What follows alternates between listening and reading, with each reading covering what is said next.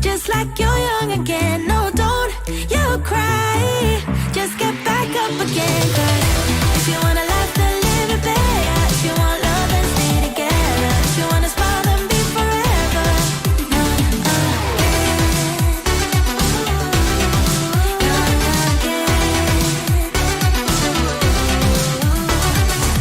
She was the curious kind, to hate she was blind, always love on her mind, just come my way. She couldn't quite figure out what fear's all about, so she put it aside, all night, all day. And everybody talked about her, said there must be something wrong with this girl. All she said to them was live your life, just like you're young again. No, don't you cry, just get back up again. 'Cause if you wanna laugh, then live it better. If you want love, then stay together. If you wanna smile, then be forever.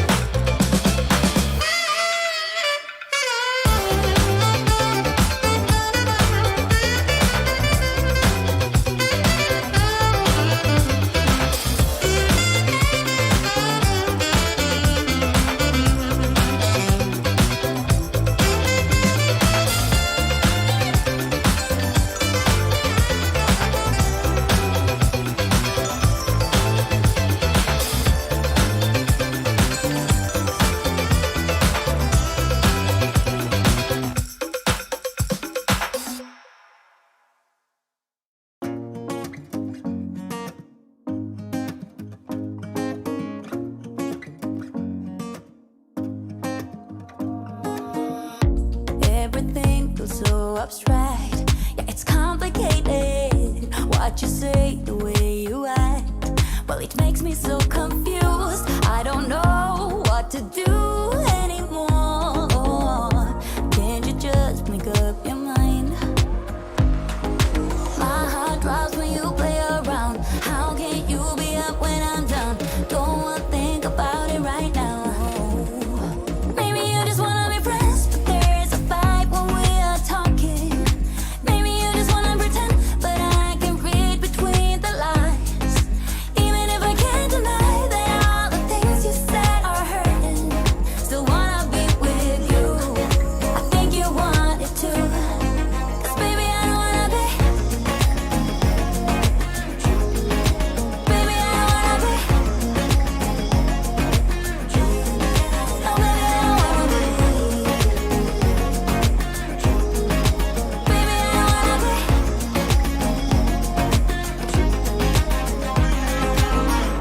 How it hurts to see you smile, like a dagger in me. She just seems so juvenile. I just want it to be me. I wanna set your world on fire. Oh, you're so sure I'll stick around. Oh, my heart drops when you play around. How can you be up when I'm down? Don't wanna think about it right now. Maybe you just wanna be friends, but there is a fight when we are talking. Maybe you just wanna pretend, but I can read between the lines. Even if I can't deny that all the things you said are hurting, still wanna be with you. I think you want it too. 'Cause baby, I don't wanna be. Baby, I don't wanna be. Oh, even if I can't deny that all the things you said are hurting, still wanna be with you. I think you want it too. 'Cause baby, I don't wanna be. No, baby, I don't wanna be. No, baby, I don't wanna be. Baby, I don't wanna be.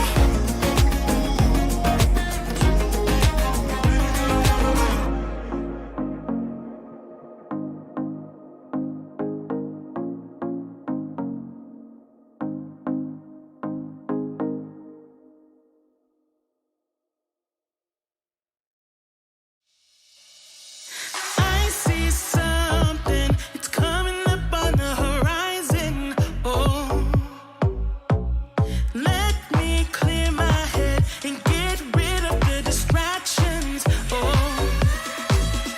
I was down when I saw you in the clouds. Out of phase, filled with doubt. I was drifting in and out, levitate, fade away. I had left full time and space, but you just caught my eye. Hey, nah, nah, nah, nah. Please won't you come over? Let me get to know ya. Hey, nah, nah, nah, nah. Delve into emotion, leave us in this moment.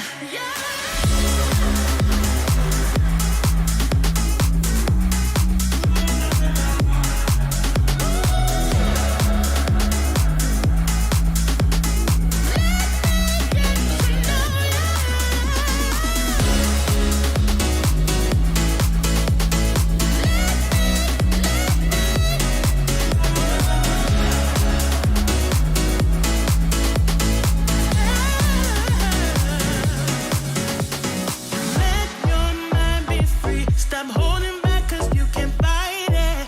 Oh,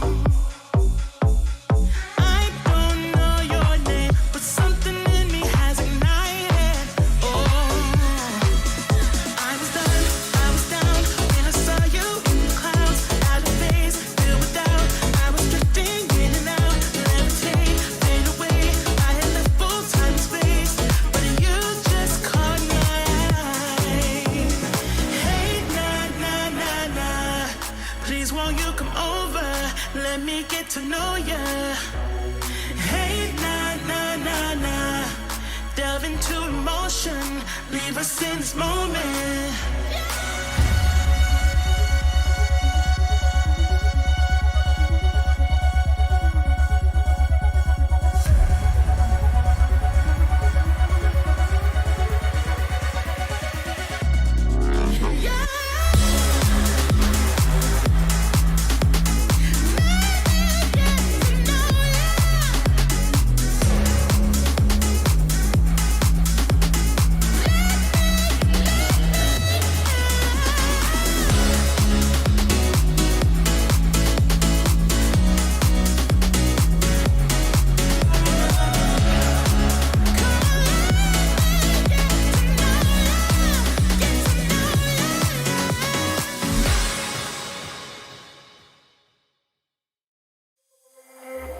You look at me like I'm crazy when I shut my feelings down. You look at me like I'm different. Still you stay cause you feel something real. Get so lost in my moments. Doesn't mean I don't need you. I fell in love with your colors. They kinda tell me what I'm thinking. I fell in love with the way we are and the way we lose it. There's something different about us, and the reason why we stay. We fly around like paper planes. They never know where we will fall. Nobody can see us, still they wanna tear us apart. There's something different about the way we are.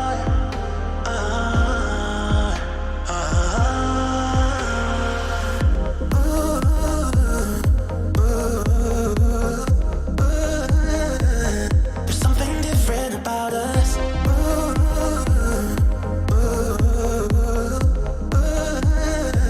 There's something different about us.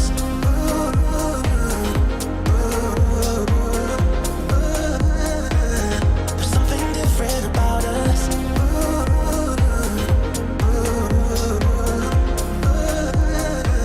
There's something different about us.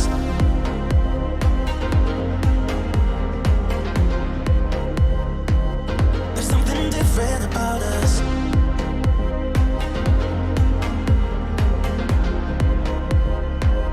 There's something different about us. We're pouring cup after cup after cup. Yeah, it's just the way we do it. Anything just to block out the real life, real life.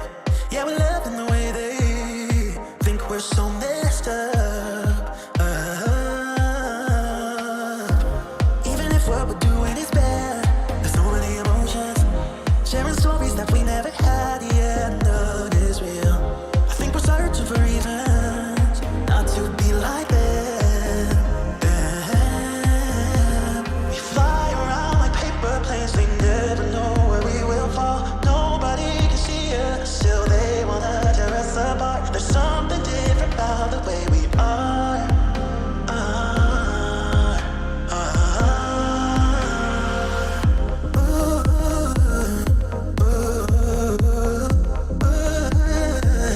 There's something different about us.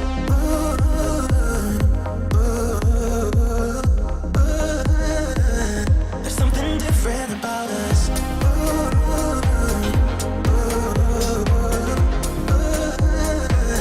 There's something different about us.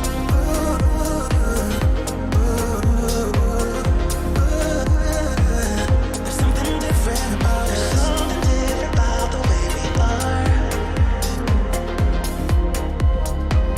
There's something different about us. There's something different about the way we are. There's something different about us.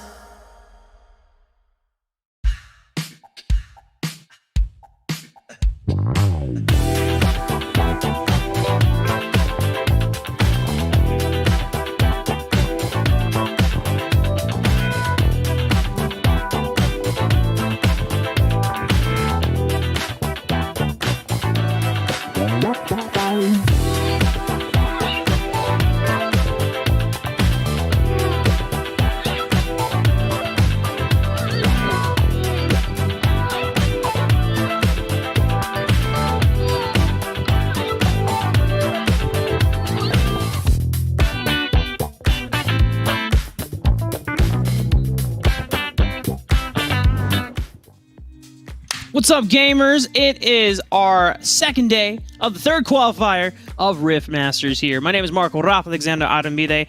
We got no Rafa Square today, but we do have a little bit of a... how should I put this? Any TFT fans out there, one unit is going up in the air because it's your boy Zephyr coming in to the second slot. How you doing, boy? I'm doing good, but I'm going to tell you right now, there are plenty of players out there that might have a problem with that statement. I represent the Zephyr of the past, baby. The tenacity, the attack speed, the true item that came from League of Legends first. But other than that, that's not what we're dealing with here, Rafa. This is Wild Rift, and I don't think it's got Zephyrs either.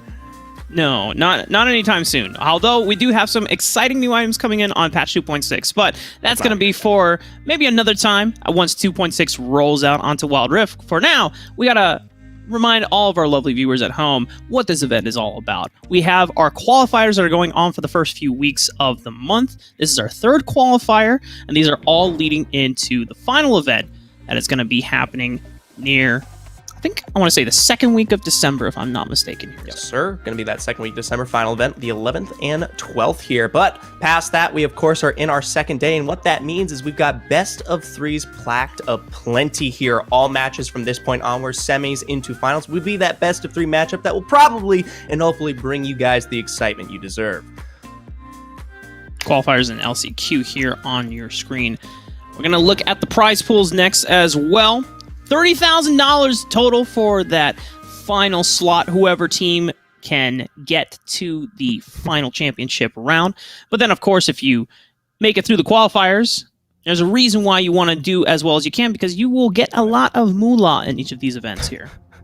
Plenty of money to earn, but also those points. The teams are still competing for the points that will allow them to place here into our official finals once that comes around, of course. And the last chance qualifier, being the winner of that one, will then go on to compete in the finals as well. So 4 teams. For now, though, the teams, that we have to represent here tonight are still playing for plenty.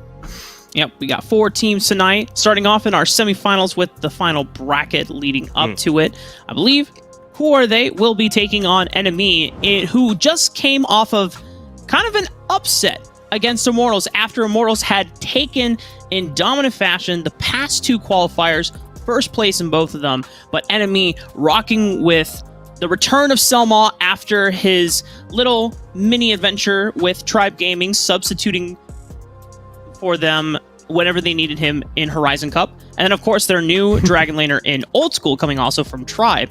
And then our other semifinal we'll be covering today is also Infinity, Chonk Chortle. The winner of both will then be taking each other on in our finals for the qualifier. Absolutely here, and I will say it's not just the upsets to be found here from Enemy. We also got plenty of upsets. Infinity themselves, they took massive wins here against Cloud9 as well. On the other side, Who Are They? They found victory against Sentinels, which has been showing up quite well here in our last qualifier. So a bunch of new faces, something fresh to put us on our feet here for our third qualifier. And personally, I'm excited. I'm not saying I'm getting tired of the Immortals Kingdom, but like, I'm a fan, but like, maybe not tonight at least.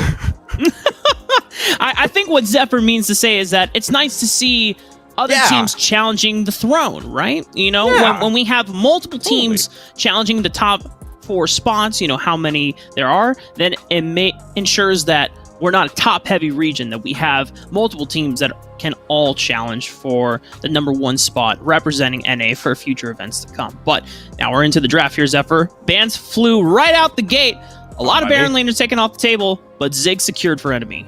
Enemy finding that Ziggs in their hands here. We've seen that plugged into the bot lane several times before, when they, of course, had what was DNZO. Now onto Old School as well. Found that in our last and recent matches here. And I'll be honest, you bring up Old School and Selma here, but the focus, of course, in my eyes, will always be towards these top players. Of course, Aloy. Oh my gosh, straight out of the Baron lane yesterday, an absolute menace here. So while, yes, I love the Ziggs, I'm waiting to see what they prescribe up there. Louis, such a fantastic carry Baron laner. During the meta of NA, when it was mostly engage Barons, I felt like Louis's power was kind of shackled. He had the Rock Lee training weights on, but he finally dropped them soon as we moved into... Why are you shaking your head, dude? No, it's good. It's a good reference. I'll let it slide for now. Okay? He's strong. That's all you need to know. I understand where it comes from now that I'm on my Naruto binge. So, it's a nice moment for me. Who Are They, though, answering back with Graves and Diana. As we've talked about before, Zephyr, we are starting to move into sort of a jungle funnel resource carry meta. A lot of the junglers, especially like Tybe, definitely wants to get his hands on something potentially like a Jax. Yeah, the Jax still could potentially rotate out, but I'd be more than happy to see that find its way towards that jungle here. Absorbs a lot of pressure towards those side lanes when necessary, and can be an absolutely daunting foe, but you've got to give it the time, you've got to give it the care here to make it work. In comparison, for Who Are They? Lots of pressure. Jungle, mid, they are high kill tempo. The early game will be an absolute pinnacle here for this team, especially on that Graves and Diana, which, while yes, can scale into a very nice happy home here once they get those lethality, or the burst that puts them on their pedestal, can still be just as dangerous all game long. already. Who are they? Noticing that Jax can easily be swapped into either Baron or jungle. They're trying to take away Alui's potential carry options, because if enemy decided to go with another champion that helps with the wave clear alongside the Ziggs and the Rakan, you could have had a Jax and Fiora set up, splitting on both side lanes, having a lot of pressure, aiming for turrets. Now, who are they? Taking away the Varus. So they're trying to take away other safe options in that Dragon lane for the potential case of Ziggs going mid lane instead. Haven't quite seen Truth pull that one out of his box yet, but it's definitely still up there in potential. I mean, straight up the carry will always be good, but yeah. Garen pulling out here for who are they? I cannot begin to describe where this might be falling. I think it's support. Is it support? So We've seen it. We have. Yeah, Dakun Gaming support emo pulled out Garen support. And the funny thing about this champion is that you feel like it shouldn't do anything in lane. It's a giant meatball, giant stat stick. If it gets out of lane, just a frontliner, and then he picks up waves, and then you suddenly just can't deal with him. He just kind of walks through a lot of frontliners, and he can zone off the backline by himself. I don't know if who are they going to be able to pull off, because Dakun Gaming is a whole other beast. Yeah. You know? I mean, the struggle here is that I don't think that lane works out from as well as he might hope to work with, because I'll tell you right now, Old School, while they're not particularly carry here for this squad, can hold that lane in such an efficient manner. And the fact is that Garen won't really find the necessary tools to actually, push out something like the Ziggs here. And even if he wants to go find his way into some of these other lanes, they all play so remarkably safe that you probably won't get much of a tail's end on any of them. The limited amount of gauge options here for who are they is what I'm looking at as well, Zephyr. You have the Moonfall from Diana.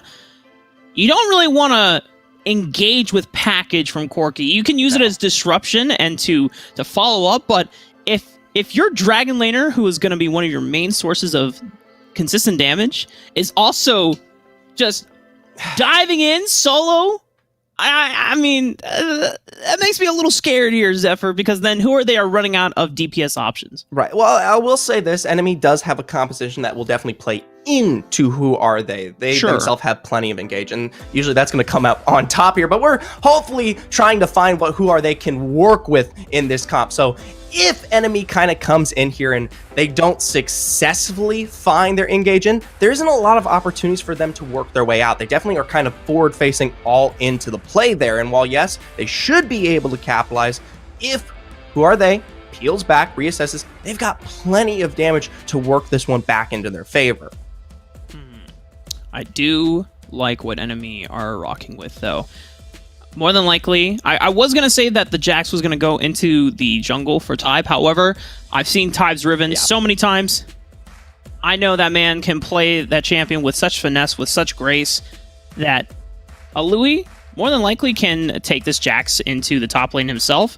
I haven't seen the Darius Jax matchup so before, because most of the time it's really just been Jackson in the jungle taking on like the likes of a Graves, which can and is a very advantageous matchup. You just hop on, and Graves can't really do anything to you because most of his damage is coming from out attacks, right? Counter strike just blocks all that out. You're just relying on his spell damage. But for enemy, you have two powerful split pushers in the Jax and the Riven, going to take over the mid late game, and then the rest, it's just wave clear duty from Orion and Ziggs, kind of hand holding each other and sharing farm in the mid lane. Yeah.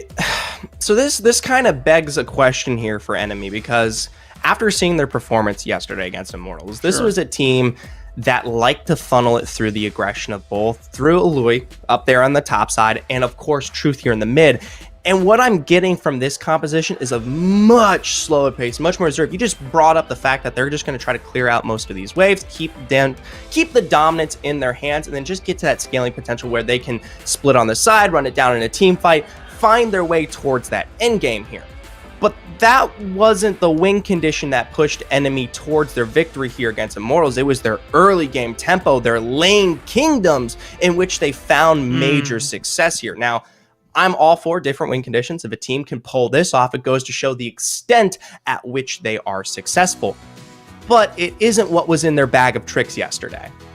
Yeah, enemy definitely played a far more aggressive game against Immortals, allowing them to take them down. Also, the majority of the top side of the map, the 2v2s between Tybe and Louis were absolutely disgusting. They really just snowballed a lead so far out of control that even the other side of the map from Immortals, some of the laning phase was like going even slightly in Immortals' favor, but I mean it wasn't enough to equalize the cataclysmic disaster that was happening on the other side of the map.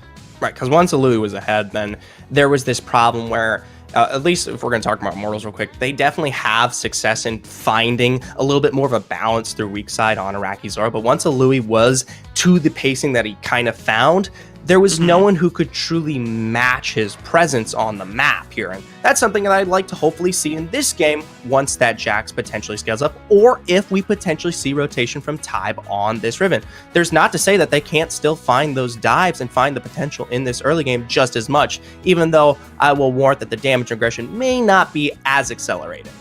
Right, and I think it's for the side of who are they, it's imperative for them that they show up to objectives first, because they, as we talked about before, there are a number of engage options aren't that great. It's pretty limited, and if you are able to manage like a 5-man moonfall or a multi-man moonfall, great. Right. That's awesome, right? But you have two marksmen who want to be playing back and want to be able to kite. And so in order to force enemy to actually want to fight you, you have to be at the place of happening first, right? If enemy wants to go to the Rift Herald, well, you got to get there first so that they will walk into you, so that you play into their advantage. Otherwise, who are they are not going to have a great time, as they're already trying to fight for scuttle priority, as well as the good old, I want to invade into the jungle, get some eyes on Tybe. Right, and looking like we'll see that played out there from Kami, finding that straight onto the blue, and hopefully once the rotation comes through from Tybe here, they'll be able to spot that one out. That's the major crux that we talked about very early, but I like this, a nice rotation up from enemy, put some pressure down on Pedro from putting the metal down in the mid lane. That's the beautiful thing about Rakan level 1 and Ziggs level 1. You throw a bomb, you grand entrance the wave, and you should immediately be able to clear it. And then you rotate on up, you catch Pedro out of rotation. Look at this. Louis putting a smackdown up here in the top. A little bit more than I personally expected from him. And that will hopefully bolster this lane that much further. In response... Oh, okay. Wish we saw it. He only burned one summoner spell. It was just a flash, whereas Kami burned both barrier and flash. We also have a 2v2 in the mid lane. Truth and Tybe have a little bit of an HP advantage on testing. Gotta be careful. Wild's just sitting on that edge there as you continue to see the level of aggression from who are they. There might be a pinch incoming here. Ooh. See that great entrance nightfall to fall through. Truth over the wall. Limit finds it with the flash from Tybe to secure the kill out. Now underturned here. Tybe looking for 2. Oh, yes! Maybe even 3. Tybe is just popping off. Enemy having to wait, the action doesn't stop here. Wild is going wild here, but he has flash backwards. Just one more auto attack. Tybe dash and dip and dodge weave. He's got the broken wings and he's breaking Wild's legs. Oh my lord, Tybe here. I don't even think he was looking for the setup on that one, but the pressure in this bot lane so early, that consistent level of poke then into the pinch provided immaculately. Now we have a problem. That's a 3-0 Riven. And we discussed the presence here that can come out of Tybe when it comes through on these rotations. I don't know what it was, luck, the setup, or anything, but it was perfect. It was a little bit of just kind of everything, right? Yeah. You already had Tybe and Truth. They had the advantageous priority from mid lane, being able to rotate down to the Scuttle Crab. Testing was obviously trying to call for Crux and Pedro to come on over and assist in the Scuttle Crab, but Selma and Old School had chunked out the wave. They chunked out Crux. They caught him off with a grand entrance. So then Pedro was caught between trying to help his jungler and trying to help the dragon laner. And so at that point, there's a breakdown in communication, and enemy are just like, "Hey guys, look, they're fumbling the bag here. Let's just knock them down one by one." And I have seen this one play out many a times before. Tybe waiting here on that try. Counter-strike to find its way down. Stun as well. Keeping the damage pumping forward there with the broken blade. Woo! Tybe picking up one more here. Now limit testing. Maybe looking to find a return of his own, but not quite as graceful. Yeah, enemy knowing that they do not have the numbers advantage. Gonna back off gracefully here. What? I told you my boy Tybe knew how to play the Riven. He's so clean with it. I've definitely had the privilege of playing with a Smurf. Oh, they're giving him the treatment. This is bullying. This is just straight up bullying at this point. What you got to do, man. Yeah, you know what? If it's for the win, it's for the win. But there you go. You blow the flash out as well. Zephyr, you know, I can tell you that as someone that has gotten the chance to play with Tybe's Smurf account on Wild Rift Ranked, this is what he does all the time, man. He just... Oh, in the Smurf accounts, of course. Yeah. There's a slight diss here that you're putting on the board for who are they. I hope you know man, it. he got 3 kills and 1 assist in the bottom lane. He has a black cleaver at 4 minutes into the game. He's already working on his death stance, dude. He is very accelerated, almost 2,000 gold ahead of limit testing right now. And limit testing fails to find more here. Time waiting on the sidelines to continue his rampage. Wild, he might just be next in with the moonfall. Under turret he goes. It's chunking, but not enough here. Now sitting on 2 here for Time. Oh, Zephyr. I know it's only 5,000 gold at just under 5 minutes, but you know what? I mean, it's not the 10,000 gold lead yet. You know, it's not the point of no return for who are they, but this is a very brutal opening game. And when we talked about what kind of the win conditions are for both of these teams, who are they are a composition that rely on a little bit of scaling, a little bit of time. They're starting to fall behind. And Enemy, they're getting ahead on one of their split pushers in Tybe. Louis is not quite as accelerated, but he has been unlocked. He has Trinity Force. He is halfway to the point of God State where between Trinity Force and Blade of the Ruin King, no other champion can outmatch him in the 1v1. At this point, though, it is just an awful problem to deal with here. We're not even sitting out of those major takes on any of the tier 1s here, so Tybe still has full rampage to work his way into any of these lanes and continue the influence. And the thing is, it's guaranteed. He works it through, finds it in with the Hex Tech belt. I mean, it is a confirmed kill in my eyes here, and it might just be bot lane next. It could be. Dragon is coming up in a bit. We have a fight coming up. Mega Infernal Bomb. The jump from Selma is going to catch 2, but it's a 4-man Moonfall from Wild. But do they have the damage to follow up? That is the question. No, because it's Tybe soaring through the air, ripping through the skies as he just gets a 2-man knockup. They dive Crux under tower. Cammy on the other side of the map getting dove as well. It's an ace across the entire Rift. Well, I don't know what to say at this point here, Rafa. 10-0-2, finding a successful team fight now for Enemy much earlier than we personally expected when it came to the draft, and now officially sitting at 10k up at 6 minutes. I don't see a light at the end of the tunnel for this one. Well, Zephyr, the light of the tunnel right now is Tybe. And I would like to talk to you about Tybe. Okay. You know what? In fact, we can induct you into the. Oh yes. Okay. Let me get the out Church my. of Tybe. Let me get out my Tybe Bibble here. Out in Sunday school once again. Please praise me here, Priest Rafa. Tybe 10-0-2, the man, the myth, the legend, the one who shall carry us and deliver us from all those that are evildoers and those who stay too long in the barren pit, like Cammy, as he does have to flash away from the impending dangers of enemies, Baron Later, and Jungler. Don't giggle. I know it might be funny, but just say amen there when it's a good play, okay? That's Amen. the faith that we have coming out of Enemy here. Package up, knockup found, another kill for Tybe. Maybe make it 3, potentially keeps it going under turret to pick up Pedro as well. And why not Wild? Rotate back there, buddy. The shockwave's completely in play. It's a good package to potentially burn, but the Crux burns that much faster here. 3 members down and no control over the map. Louis opening this one up wide. Yeah, everyone's fighting Enemy in the mid lane. Who are they? Committed their whole 5-man squad. Meanwhile, Louis is just vibing. He's having a good time in top lane, just taking down turrets. He's opened up the base now, and so Enemy, 13,000 gold ahead of who are they. They can just shift a Louis over to the other side of the map, and it should be easy close on out for Enemy.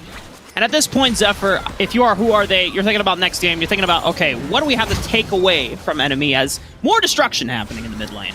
At this point, I mean, it goes back to basics here, okay? It is a simple don't feed. don't int. Don't give away 5 kills within the first 3 minutes of the game, and maybe maybe you'll get the chance to actually play here, because I can't offer a better solution than just that simple, okay? You have a composition, and you don't even get to play with it. So, if we revisit, we talked about Who Are They is a composition that comes online after, 1, 2 items. Yeah. And so they definitely wanted to wait for that point. And if they feel like that they're not going to be winning a skirmish, or they lost a wave priority in either the mid lane or the dragon lane, then as the jungler, you have to be willing to secede it, right? You can't take the fight. You're going to be at a numbers disadvantage, and then just the way it happened to flip out, Tybe benefits greatly off of snowballing super far ahead, and now we're at this state. Right. I mean, there's no return at this point here. It's just simple. In this regard, especially Louis and Tybe can take any 1v1 they want here. Already found the top clear. Now going to keep the gun going here. Now in our dragon lane, Pedro being forced back. Crux the full response from 3, and you just have to walk this one forward. Hey, surrender boat even came through. You know what? I respect the dedication to not surrender. Fight it all the way out. You gotta make enemy bleed you for it. You can't just wave the white flag and go to the next game, You gotta make sure that enemy take it away from you. We're sitting at 50 right here on the 9-minute, 10 seconds left. They're gonna try for it, but with those respawn timers being as low as they are, still Grand Entrance Shockwave, a double, while being forced to flash into turret. And while they might not break 10 minutes here, they're so close. Just barely. 10 minutes and 4 seconds is the final clock. I'm calling it. That's the dead time. 10 minutes and 4 seconds. That's how long they lasted. It's the fastest. They tried to survive as long as they can, Zephyr. Now, we have seen stomps on Rift Masters, especially in Game 1, and then the teams go back to the draft. They clean up for the Game 2. Comes out much cleaner and more even game state. So, if Who Are They really just collapsed from that one bottom lane skirmish, then they just have to remember, okay, you know what? If we're going to go for that, we need to have a little bit more early game power. Corki is a scaling dragon laner, but if you want to be able to fight, Lucian is a great character. Varus is a great character as well. Graves can skirmish decently well, but you want something that can have a little bit more stats right up the gate. Lee Sin and Xin Zhao come to mind for that. Right, exactly. And the draft is definitely something to definitely kind of maybe bolster his team back into a position where they could find a win here in this best of 3 here, but they already had a sense of maybe not as early as you would have wanted seeing something like that Corki come through, but they still had the tempo that would play into their favor maybe within those first 3 to 5 minutes here, whereas in my opinion, I was chopping enemy to be maybe a bit more reserved to play into this one a little bit later here. So their win condition was already centralized around, while albeit the draft may have not been perfect, around something more of that early game here. You want them to lean in even further towards the wayside here in what I would consider what was a absolute failure of a performance. It happens, man. Just go deeper. Yeah. Well, see, because if they want to lean into fighting in the early game, they gotta have the champions to actually back it up. Yeah, that's what I'm saying. Now, if they want to run back the same draft, they got to be conscientious about where everyone is on the map. They have to be aware of the relative positioning, so that because timing and it's just where everyone is at the right place at the right time is so important in those early game skirmishes, because you could be calling for something, everyone could be on the same page, but not everyone is in the right place to execute upon it. Right. So stunt the bleeding here. If you've got the win condition to play towards it. Don't give away 5 kills within the first 6 minutes here. There you go. Towards Tybe, especially. But I will say, I didn't find a particular lane that came out ahead, maybe other than the mid here, okay? Well, I can give a little bit of praise towards this Diana. While it was not as remarkable because we had such a blowout to be found here from the aggression out of Tybe once it finally came through here, there was at least some presence within those first few moments from that Diana. And that's what I was looking for. That's what I wanted. So it's not all bad. There was some faith to behold. Yeah, I mean, Wild found some great moonfalls, right? There you go. They just didn't have the stats. They didn't have the damage to follow up on the engages, right? If that Diana is evenly is in the same goal state as the rest of enemy or slightly ahead, that moonfall actually hurts, right? Or the rest of the damage dealers from the side of who are they can actually follow up. Well, I don't know what to do on chopping this one out of the block here because you come from yesterday. Enemy has taken down our favorites. They've graced the present. They've deleted what was Immortals already here right off the bat. And that to me spells, oh well, we might as well already have our first place team here. I'm just putting it out there, man. Projecting our favorites for the first place already. I mean, I can respect it. They you know, they swept Immortals. You know, the first game. Not even like a question. They absolutely dominated Immortals. It was not competitive, Rafa. It was kind of destruction from enemy. They came back with a vengeance. They came back with a message, and that message is our new roster is here to play. We're not messing around. We're coming for the big fat stacks. Give us the moolah. Give us the money. I sadly don't have this information, but I would be more than curious to see where enemy stands in terms of the points and what they do shake to lose here if they don't find their way into successfully working into like a finals victory today. Because I know for a fact that you've got teams like Chonk, Chortle, Immortal, and Cloud9 who have been playing here for the past 3 consecutive qualifiers, and they're still picking up points that have, I won't say it, but I would almost go on a limb and say they might already be qualified to some limit here. That information isn't set in stone, so do with it what you will here. If enemy do find victory night, I'd be very, very interested to see if that puts them in a place for third at least. As long as enemy hit the top 8, they can still qualify for the playoffs. Yeah. That is my understanding, correct? Well, you can last chance qualifier if you pick up that win. I believe it's the top 3 here from our first 3 qualifiers go out in terms of the points, right? And then what is the last chance qualifier, that team coming into it as well. Okay. So even if the points aren't enough here tonight, they still have the chance to play through that. And if they perform just as well as they are here in our 3rd qualifier, if we don't get qualifier number 2 enemy, perfect. They've got a shot. Bingo. That's the magic number that enemy are looking at. Flex on them. I wish we had Kangas here. Yeah, I was about to say, Kangas can do it much better than me. I'm bolstering my appearance by scrunching my shirt up. Me too. Just you can't even see it because it's so dark. It's just blending in with my dark background that I've got going on right now. That's on purpose, ladies and gentlemen.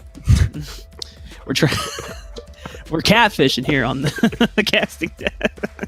All right, draft's underway here. Enemy, who are they? Plenty to shake out here. Potentially find some fixes towards the who are they comp. One notable band that's already found its way through. They don't want to see it. Actually, 2 here, both the Riven and the Ziggs.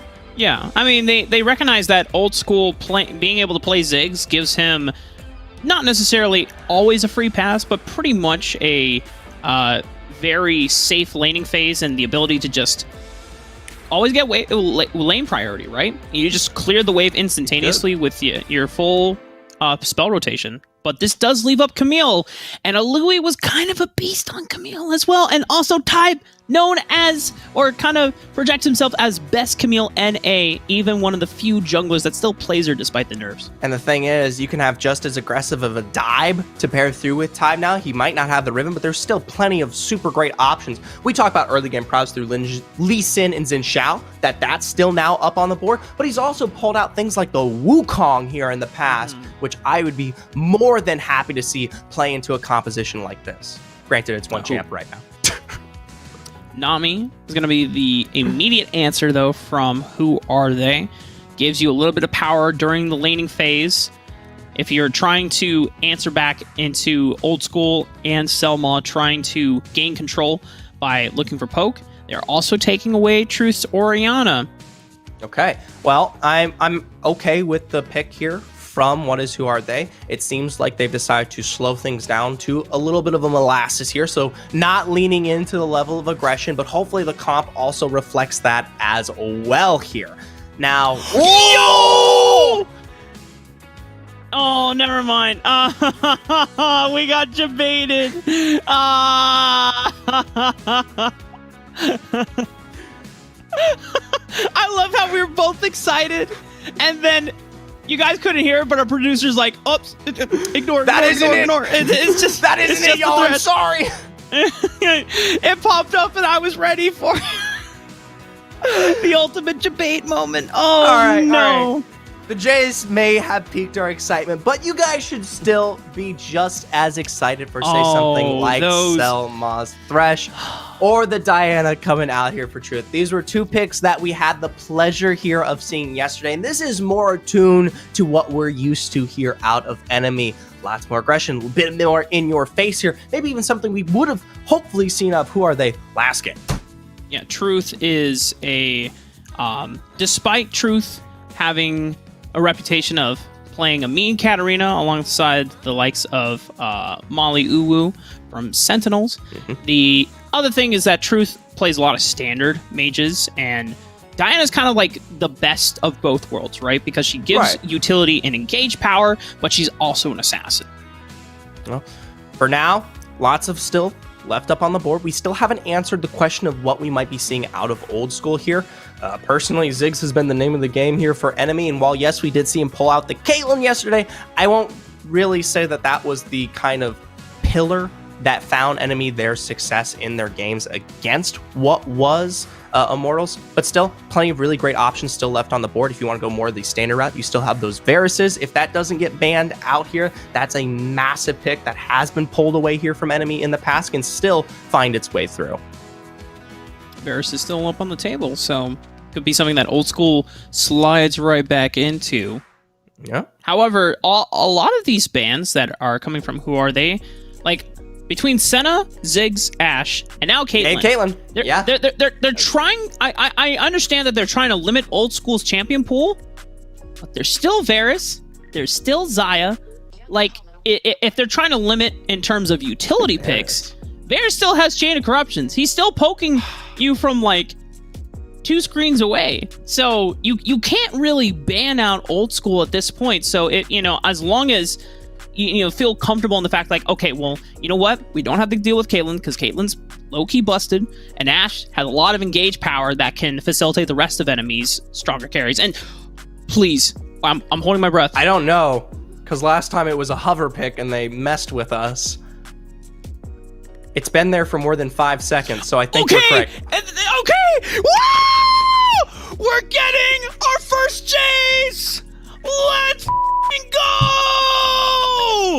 We have the double poke comp Zephyr! We have Jace, and we have Varus. You poke them low enough, you siege, and then once they're low enough, you go in there, dive city with Diana, Camille. Oh my god, it's all coming together. It's beautiful.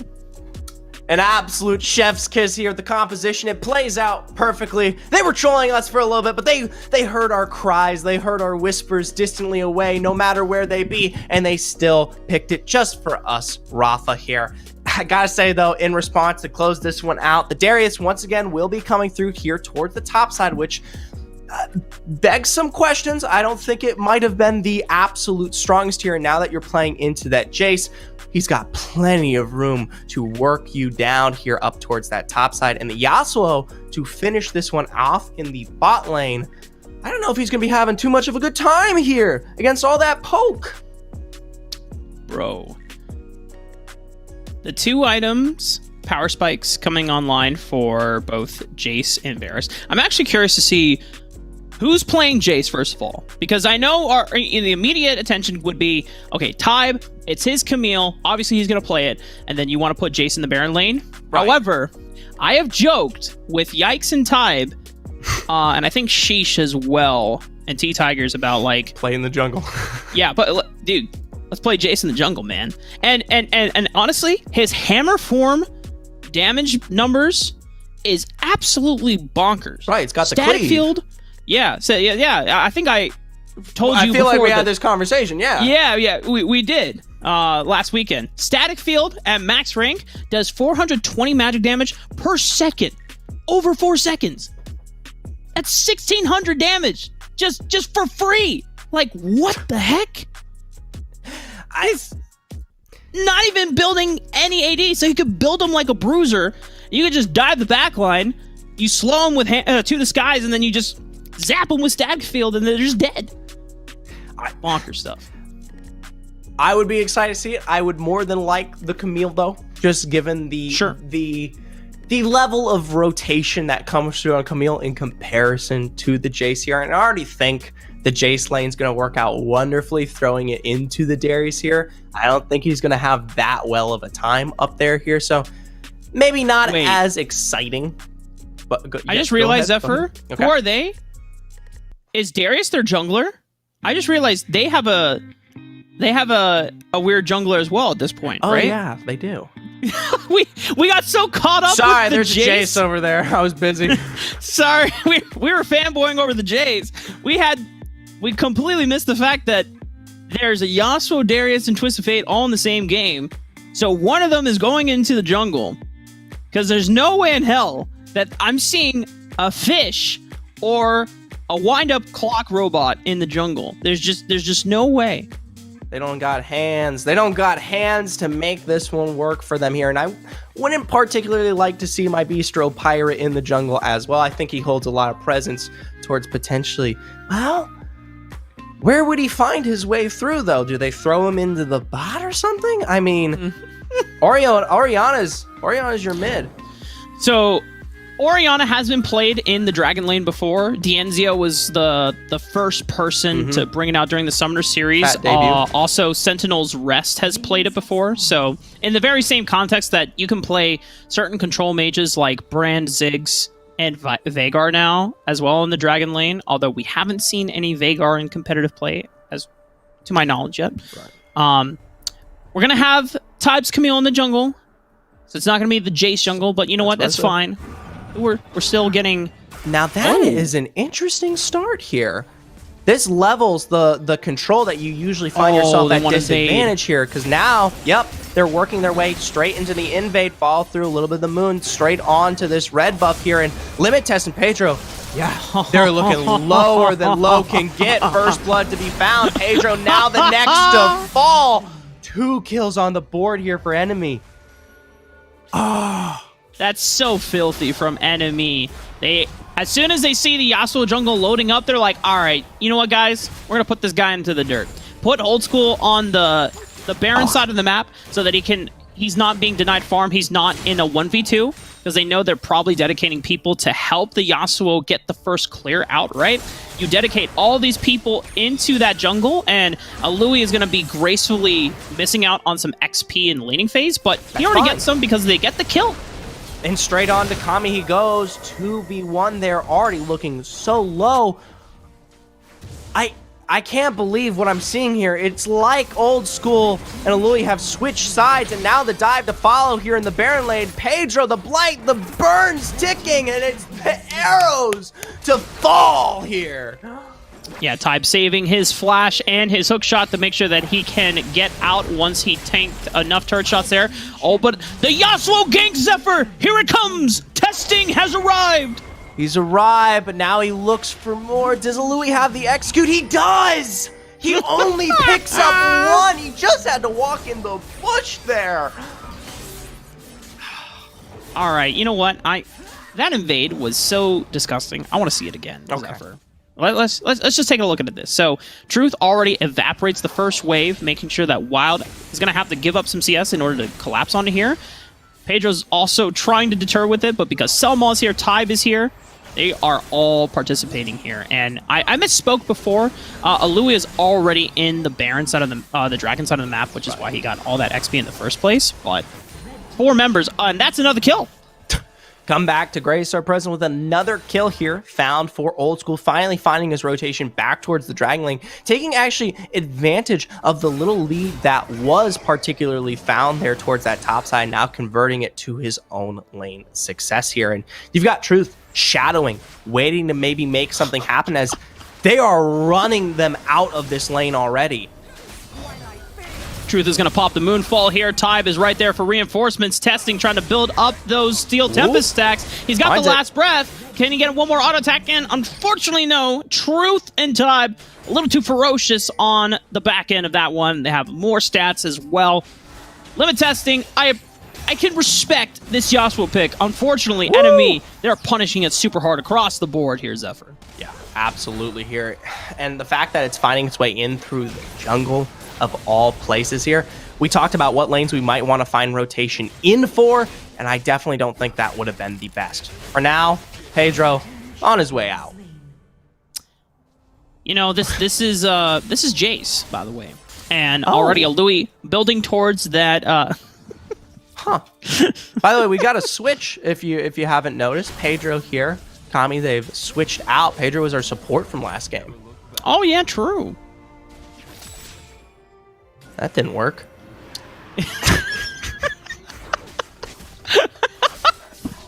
You know, I wasn't gonna say anything. I had an immediate first thought and a reaction to it. I was like, you know what, I'll be nice, and then you did it anyway. So thank you for being the mean one on that one. I'll take the fall later on. When these players knock on my DMs, I'll be the one to go first. I'll stand for my faith and whoa! A beautiful triple Moonfall in for Truth, and now the follow-up team in there with the Hextech ultimatum. The heal! Crux has found his way under turret, but with Rift crashing in here and all 4 members looking forward, they're going to find this one. But not what we expected. It's Strand Akame back into the play. Tidal Wave's Fish down, but on the not menu. enough to put the kill in their pocket. And oh! Piercing arrow with the snipe! Old school American sniper, baby. He's got the practice. He's got the shooting range under his belt after his time in Singapore. Horizon Cup does change a man. And it makes you look into the eyes of fearsome opponents, and then you learn how to not be afraid of anything else here in North America, as Selma is going to give himself a little bit of gold. Limit testing, you know, doing as his name implies. Trying to limit test in that 1v4. Gotta say, this is a bit of a sorry state. It's even worse than game 1, Rafa. Sitting at 5 minutes, already found our way. Already found our way here on towards that 10K gold lead. And this time around, I will say, yeah, you didn't feed as hard towards your top side, but the rest of the map got equally as fed across the board here. Yeah, enemy are just... We thought they couldn't dominate as hard as they did in game 1, and that maybe Who Are They would be able to bounce back. That's not the case. Limit testing does find this kill, or not a kill, knock up into the last breath, but oh my god, Zephyr! 3-man Moonfall! The shockwave is not going to connect either. Crux is left to run to his own devices, trying to run to the support of his teammates. Pedro's here. He does find one back for Who Are They? Find 2? Can he get a dunk? Another one. It's another refuse to surrender. The camaraderie and the spirits of Who Are They? They're trying to fight through it. I wonder if someone's just like, all right, just throw up the FFO. It's like, no, come on. Play it out. Relax. It's okay. Well, they're going to keep playing this one out, whether they like it or not here. And yeah, I'll give credit. Pedro comes in, finds the one. Meanwhile, they lose towards their top side, and the kills that come back to present themselves are more than enough to levy the field. So, Zephyr, Yes, at this Father. point for Who Are They? How many times would enemy have to throw before Who Are They are back in the game? How much gold per kill, by the way? Just a question. Just casual. You know, well, with the shutdowns considered in mind, I think it's like what, 600, 800, Yeah, okay. potentially. For the first batch, right? Yeah. So at least 6,000. Yeah. Underway though. Another fat engage here from enemy, and they've already found 2. Selma is going to fall there from a bit of the bleed, but the rest of the team is already gone. So, you know, I digress. Tybe getting in the face of limit testing, 1 level of love. He's got the Steel Tempest, looking for the... beautiful. Oh, but a shockwave. Oh, but he doesn't feel confident to take the last breath on top of it. Crux, given the potential setup, but limit testing was so low, he wanted to get out scot-free. Truth says no, not gonna happen today. I gotta give props there at the time though. That was not as clean as was to be expected, but a great playthrough on the Hextech Ultimatum came back to bite there for what was limit testing. Now, Chains of Corruption, Wild Crux will slow down. Yellow card onto Aloy. Lantern is available. Can he find it? The axe! Woo! He is safe, baby. Now Truth and Time, they're going to look to capitalize. They know those windows are down. There is nothing for who are they to work with here. One to be found. A nice double knock up through the tornado there. Time looking pretty low. Hextech to run away. A little bit of the hook shot. Straight under turn and not even. But it's the flash wall. He's already healed up. He's already healed up. It doesn't matter. Truth. You disrespectful dog! Why would you do that to limit testing? Come on, man. You don't have to BM so hard. The two-man move on top of it. Shockwave from Crux, but the damage from Truth. He knows he's outstatting them. He knows he's got more damage than anyone on Who Are They. The way that he just stood in the Raptor pit and let limit testing flail about, just hopelessly trying to dash around the Raptor camps like, please, please, just let me go. And Truth is like, yeah. Yeah, all right. All right, Rafa, 1 minute on the board here to break their record from game one. Enemy, they've got to put the pedal to the metal if they want to find an even quicker win. You know what, Zephyr? I love when I get to see Carnage once again. And this is what we're going to get. Replay coming in hot. Yeah, finding their way through here. I love this. Before this, like I said, all those major windows, the major stuns, CC, everything's already down and out here. And we talked about this in draft. Tide here, the rotation in with Truth as well. That's when you finally get to enact your vengeance upon this comp. And while it was supposed to be not as aggressive as we discussed in our draft here, it looks that much more disgusting when it plays out this way. Yeah, even during the replay off screen, Pedro gets called out, unfortunately, to enemy. And, He tilted. You know what? It's understandable. I get it, man. It's a tough game. This is hard. This is very tough. You know, in that last scene that we saw, as we see Tide diving under the tower, Hextech Ultimatum on the Wild, gold card through. They're just gonna let the Rift Herald walk up and do its thing real quick. This is. Okay, wait a minute. Wait a minute. Who are they? Nice pick. It's a nice pick to play off the mistakes of those Chains of Corruption. Good shockwave found by Crux, but it is going to be at the expense of more damage found. Not only there, but now Truth finally pushing forward here. Picks up one into Crux, now looking for Pedro straight onto the Honey Fruit. The Axe going to heal this one up into the Noxian Guillotine, and no! He shut him down! He's unable to find the kill here. Fall through from Aloy, though. That'll be enough to seal the deal. You know, it's one of those moments where it's like, there's hope, there's a chance, and then the rest of the family shows up from enemy, and it's like, oh, were you talking to my son like that? I'll kill you. Come here. Don't talk to me and my son again. Well, whether they're mafiosos or mafia bosses here, enemy, for some reason, are not ending the game. They are. I know they're low, but I don't think the timers were that much or more enough to prevent this one out. So, you know, technically, this is an improvement from Who Are They? True. We've lasted longer this time around. Yeah, we are almost at the 12-minute mark. They are beating their record. But at this point, anytime that Who Are They show up on screen, an enemy have them in their sights, it's almost like the National Geographic Channel where the pack of hyenas see the bunch of wildebeests out in the savannah. And they're just like, oh yeah, you know, we're gonna graze here, we're gonna farm, we're gonna do our thing, and then enemy just see them, it's like instantaneously scavenge, pick them apart, everyone's running, screaming, running for their lives. The Wild Truth here, stalking his prey in the bushes. Finds his way through the back, may not be able to connect the way he wants, but a nice Hextech gives him the speed necessary to enact his final kill upon his prey. It's three dead here in the jungle. And you see the baby wildebeest all alone by himself, trying to cling to the protection of their mother. Tries to flail about, but the pack of hyenas circle around and they lunge for the dead carcass. They're not trolling, they just don't have wave. Yeah, that nexus hurts. It hurts. Like they can't. Just all want to make five that clear take it. for everyone. Yeah. I don't want any BM. I know they've been slightly BMing, but they're not going to BM that hard. They are Okay. trying to end the game. Well. In an insanely, disgustingly Insane. dominant fashion, enemies sweep through Who Are They and move on to the finals.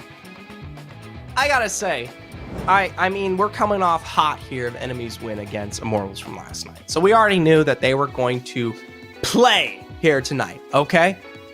But that doesn't shake through the fact that we saw some dominant losses here. Sentinels fell at the hands of, say, Who Are They coming out of yesterday just as much here. And while, yes, I was biased, gonna give credit totally here to Enemy, this was way more of a blowout than I don't think just anyone was expecting. I mean, Not us. yeah, yeah. I mean, I knew Enemy were looking good, but because we didn't have any tape on Who Are They quite yet, we didn't know what to expect about the roster. But they got to semifinals, so it's like, well, it should be competitive, right? And Enemy was like, no. Your road ends here. We're going to the finals. Well, either way, it's an absolute blast of a game to behold. Plenty of entertainment, hopefully, as we partook in what was an excellent fiesta. But up next, Infinity versus Chonk Chortle. Hopefully some names you've heard here on Rift Masters once again in the past. And hopefully maybe a more decisive game to behold. As for us here on Desk, we're going to be going towards our first break. So stick around and stay tuned for that action. You'll be up when I'm done. Don't wanna think about it right now. Maybe you just wanna be friends, but there's a vibe when we are talking.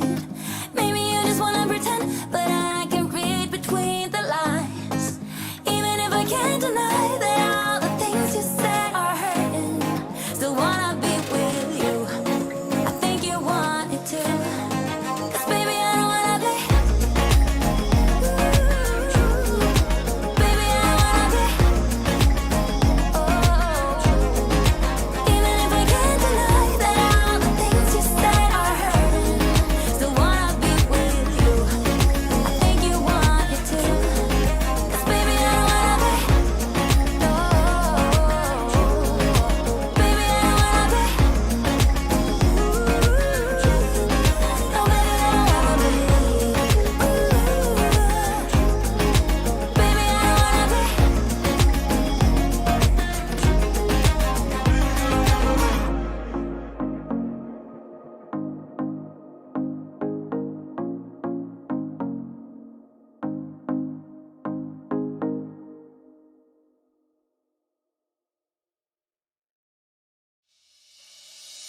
I see something, it's coming up on the horizon.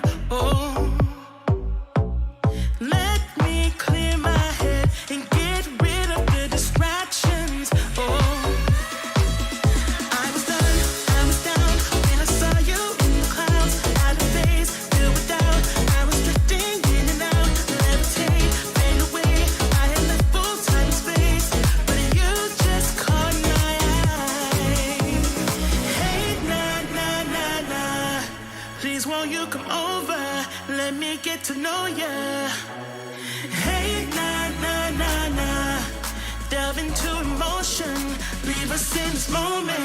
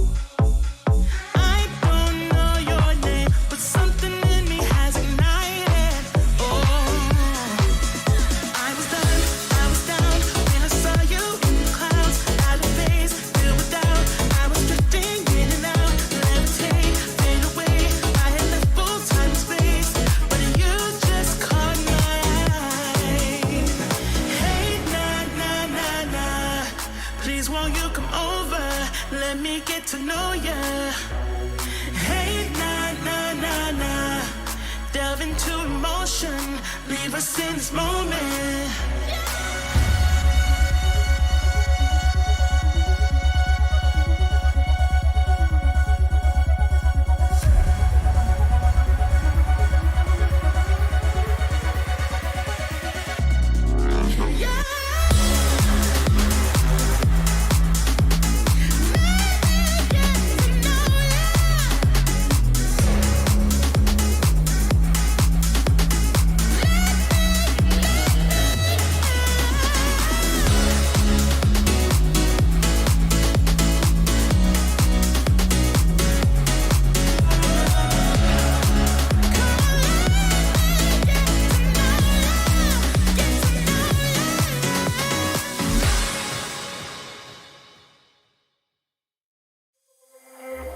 You look at me like I'm crazy when I shut my feelings down. You look at me like I'm different. Still you stay cause you feel something real. Get so lost in my moments.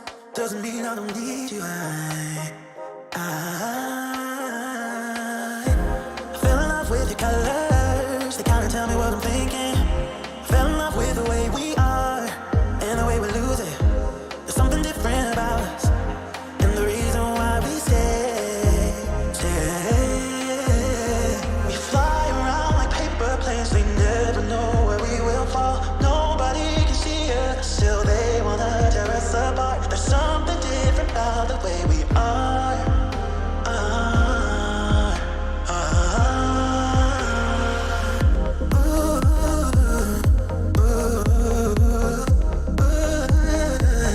There's something different about us.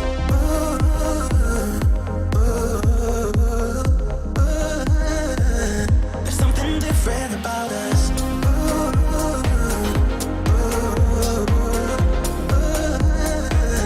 There's something different. And lo and behold, the Rhythm Master, the Camille Extraordinaire, the Wukong Maestro himself will lay down upon thee the blessing of Jungle Gap, teaching us of Typal 1613. Oh, hello.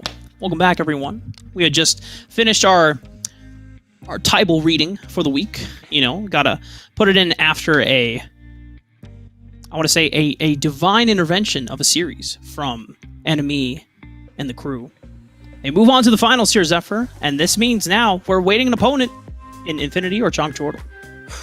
Infinity v Chonk Chortle here. Chonk Chortle, hopefully a team that you guys have heard has competed through our last two qualifiers and has found some remarkable success. Second in the first one, third to follow here. Infinity, while they themselves have not been as intense here as Chonk Chortle, have shown up big, notably with their massive win against Cloud9 yesterday. Infinity, in the game that we saw between me and Dia earlier on that day before they took on Cloud9, showed a very aggressive early game playstyle. Very much on the skirmishing. And so far from this composition that they've drafted, I know the Graves, the Alistar, and the Renekton have this potential to get right into your face early on. You have some CC follow-up from the Diana Moonfall, and then of course the bullet time for Misfortune. It's not a character that we get to see too often, but for Chonk Chortle, Zephyr, I'm looking at this Zed. I'm a big Zed fan in this meta right now. Fat Cat has come through. Quite literally, we saw it yesterday here on that Zed. And overall, across the board, from qualifier to qualifier, the improvement we have seen out of Fat Cat, truly becoming more of a reliable carry for his team, makes me have complete faith here in this Zed. I mean, to play through this one, you've got to have complete and utter dominance over your skill here, especially into the face of, say, something like that Diana, who will be looking to just much or more when we talk about playing towards those team fights. Gene does have his work put out for him. It's going to have to be precise timing on the stasis once he rushes it, as well as the Moonfall to try and counteract it. Black Camel returning to the Riven. In their series yesterday, the game one against the old Doo-Doo-Doo roster with 7 p.m. Premonition and yes. Black Camel looked definitely out of his comfort zone in the very first game, but then came back to life in games 2 and 3, both on the Jax and the Riven as well. Looking forward to seeing him try and find success once again. But Infinity are... There it is. Yeah. I think we have to point out, Zephyr, Infinity is our last Latin American representative here in today's qualifier, or this week's qualifier. It's been actually quite nice. We always usually get, I believe, one coming into each qualifier, at least one LATAM team that has come and shown performance. Notably, it's usually been Naguara, but now Infinity taking the mantle up here. Either way, got to represent at some point, maybe find the success that they need to make their way on to finals. But I'll tell you what, Chonk Chortle is no slow one here. Now, there is some proxy. There's some proxy humor available. Technically, Chonk Chortle in last qualifier lost to Cloud9 in their pursuit towards finals. And Infinity beat Cloud9. So for using that transitive property, baby, I mean, the victory may already be spelled out here. Yeah. You base it on precedence, right? I mean, if X beats A, and we already know that B beat X, and it's just... Those are letters. That's up. You know, I'm going for different variables here. Okay, so giving a little spooky wookie treatment to Luan in the Baron lane. They might look to dive it here, but Black Camel's here on the Dragon side of the map. Wow, look at this. Extended poke available. Potentially Fat Cat was also on that rotation here, and we didn't really get the opportunity to discuss it given how fast we moved through the intro of this game here, but notably you gotta look towards ESO and Black Camel for the entirety of this game, especially towards its early. These are the two defining stars that have enabled both Infinity and Chonk Chortle in the entirety of their last games or so. So now, ESO may be the first one towards the take straight into Luan, but that hook shot is good. Dude, he just zipped on out of there like a smooth criminal, man. Blue suede shoes and everything. Just kind of shimmied on his way on over. Hit him with the Shimon. And Luan's out of there. We got another dive working here as Chonk Chortle just trying to pelt away at this Dragon Lane turret. Not necessarily looking for the dive, but just trying to go for first brick. And once again, return towards the top side. This time, it's in response from Chonk Chortle. Jean, though, quick to find one there onto Luan. Maybe now two. Minions ticking down. They're both so low. Sadly, no one's going to be able to come through and follow this one up, but that's a risky... Oh! Oh, it's got to feel bad, Rafa. It's got to feel bad. That's pretty unfortunate for Jean there. He was able to answer back in the 1v2 against Luan and Fat Cat, picking up the Baron later. However, that's not how you want to end the play.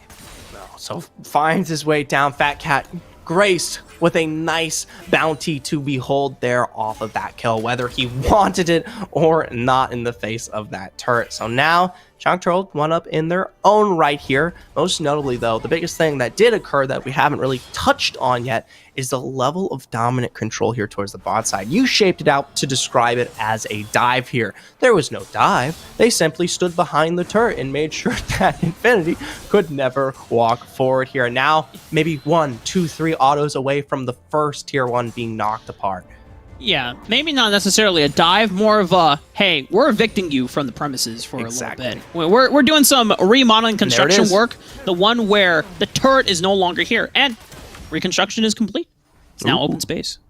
Now, this is something we saw of Infinity yesterday. If you remember back from the Kraken game, they have a notable presence when it comes to taking that first Rift Herald, and they actually will rotate the whole squad up to try to take this one because they love the pushing power and enabling team fights that it provides. And this fight might just do that.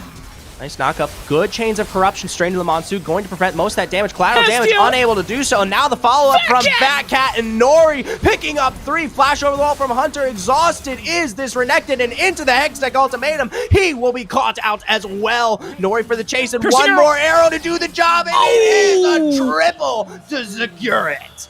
Chonk Chortle were able to save Hestia from certain death, and Infinity, they burned so much for it. The unfortunate thing was Hunter laid down a beautiful bullet time, and Wizard had the knockup correctly. Unfortunately, a little bit awkward on the repositioning with the headbutt. It pushed Hestia out of the bullet time, gave her enough time to be able to flash away, use Monsoon, save herself, and the rest of Chonk Chortle, knowing that a majority of the cooldowns from Infinity were gone, Chonk Chortle able to just brute force their way and clean up.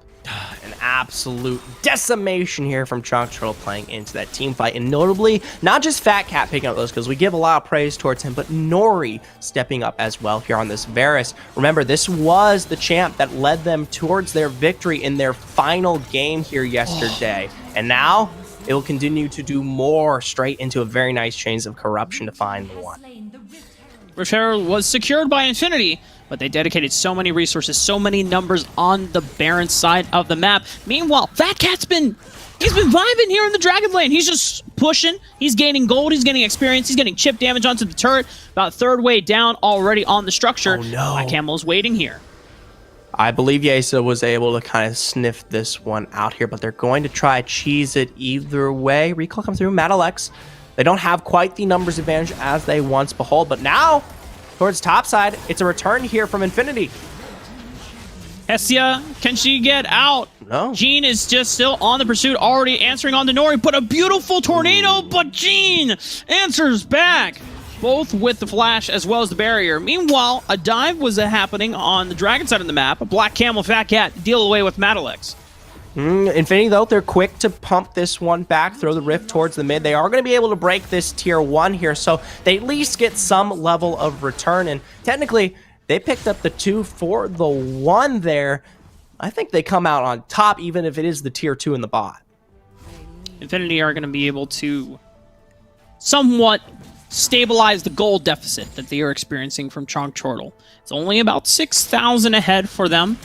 There's still plenty of time for them to make up for lost ground after the early game skirmishing and a lot of the resources that were invested into just accelerating the Dragon side of the map for Chonk Chortle. Infinity, you are looking at Jean right now, who has been really one of the main playmakers for not only this roster historically, but also within this game as the Diana. Right.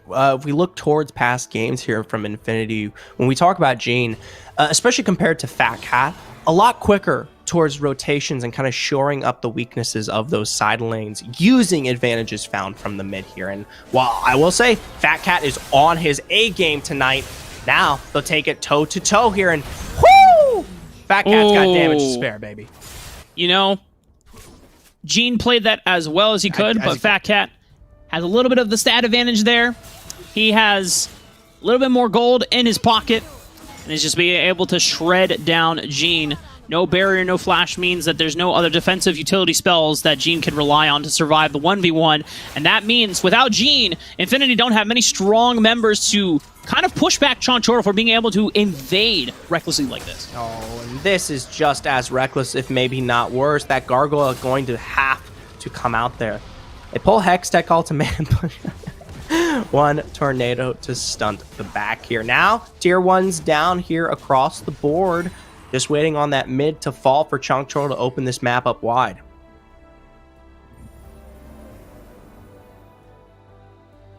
You know what, Zephyr? I wanted to take a little bit of pause there because I just wanted the whole audience to experience the sound of Wild Rift. Yeah. Not only Wild Rift, but also the... My breathing. The advantage that Chonk Chortle had. Once you deal with Jean, you have pretty much complete control of the map.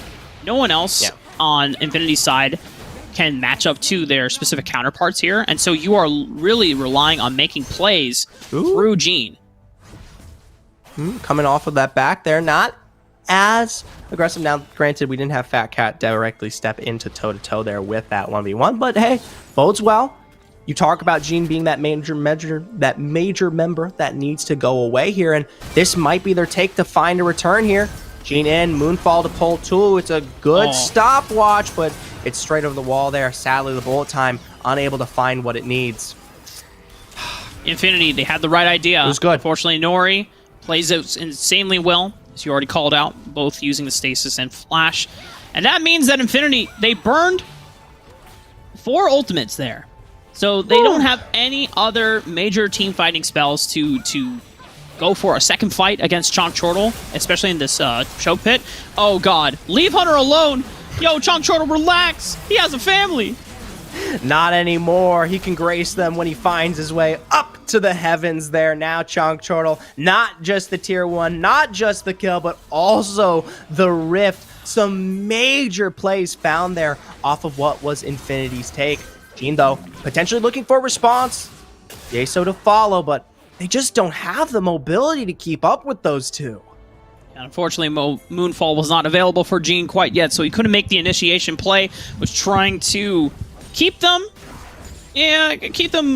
interested for the most part, but Chonk Chortle, very aware of the impending reinforcements that were on the way to assist Gene in that potential skirmish on the Baron side of the map. Chonk Chortle are hitting that 10,000 gold advantage mark relatively soon. If you look across the board, Gene is the only one that is remaining somewhat... Actually, take that back. It's actually Yeso now is remaining somewhat competitive with his counterpart. Everyone else, though, has at least 1,000 or 2,000 gold ahead. I mean, geez. Nori's almost 3,000 gold eclipsed over Hunter. And at this point, it's tough to play back in there. If they can find great team fights, maybe I would give it to them. But when they're splitting you apart, picking you one by one there, you don't get to work through on that wombo that you had that much grace on before. Thankfully, there it this is. time it works. It does find only one, though, and with those windows down, it's only the Dominus to front this fight out here, and the damage to follow as Fat Cat arrives is too much. Monsoon keeping this team healthy as Hunter's the next to go. Gene over the wall, straight into the midst here. Zed v Diana, the two kings, and a nice Zonia's to prevent the Hextech ultimatum, but it only bids the time closer to your death. Yeah, Chonk Chortle, once they saw that Infinity pretty much invested just everything onto Nori. Nori's like, all right, you got me, but at what cost? You know, like, all that you have for now a drop opened of blood. up. Exactly. Nori just smiling with his Infinity Gauntlet right now. Well, they smile a little bit harder here, finding the two. Tier 1 now breaking open the base in the mid, and that gives them complete rotation here for the enemy side of the jungle, which I would say it's the enemy, but it's both, and completely owned over to Chonk Chortle. They've got both sides of the map now here in their favorites, and you talk about that lead earlier, well, it's found now on everybody. 14,000 gold total ahead for Chonk Chortle at this point in the game. It's not the huge shutout that we saw in Game 1 from enemy against Who Are They, No. but, you know, despite it is 13 minutes into the game, Chonk Chortle, not necessarily that close into closing it out. You know what? You know what we see right here, Zephyr? This is what we know as the sacrificial lamb play. Luan is giving his life so that the rest of Chonk Chortle can secure the Baron on the other side of the map. Don't tell me it gets out. Don't tell me he gets out. This is what I talked about earlier. What kind of mobility do they have to secure this one? Oh my god. You're dirty. You're dirty. You're just mean here. And now Chonk Chortle, knowing most of his expended, it's a good bullet time straight in there. They find the one on the Luan. Keep this one running forward. Tornado's going to stop him, but it doesn't prevent Gene from connecting with the dash. That's two big hits to hold, and maybe more. Straight on the Fat Cat. Death Mark to come through. Unable to get the knockup that he wants. And now Wizard going to pay the price as well here to even this one out. All right, Zephyr, do you want to hear the good news or the bad news first? Hit me with the good news, brother. All right, the good news, we saw the best ultimate from Hunter this entire game. Because he got to sit behind the pit, and everyone just corralled in there, and Hunter's like, oh, it's beautiful. It's my time to shine. And just go, ba ba ba ba ba ba ba ba ba ba. God bless. Yeah. And because of the Serelda's Grudge rush that he teched into, which was something that we saw from Luna's, from Rolster Y during the Horizon Cup. Right. You know, it's great. You slow everyone in the entire field so that you can ensure you're getting more waves of damage from that bullet time off. Fortunately, the bad news is that there's just not enough damage because Hunter doesn't have a second item yet. Hey, that good news sounded really good. Calm down. Yeah, I mean, it did. It was super sick. However, Chonk Chortle are very, very far ahead. Well, they might not be that far ahead. This is quite the aggressive take to behold, and Jono will fall as a result. The base. So to chase this one out, and oh, you're right. What am I talking about? Game's over. Game's over. Ah! Zephyr, you're Baited getting me. a little Baited me hopeful too. there. It's like, hey, Oh, they're on the hey. run. They might have that. I'm like, Hey, that's good. Not quite. he doesn't know Pepe left. He doesn't know chat. I didn't. You can berate me all you want there. I didn't. No. Wow. I gotta say, this has been quite the series of games here, and it's not as crazy as a blowout here, but you've gotta look at that. Whew. 28,000 Fat Cat. He's chunking. Dude, he's living up to the name. Fat Cat, fat damage. I mean,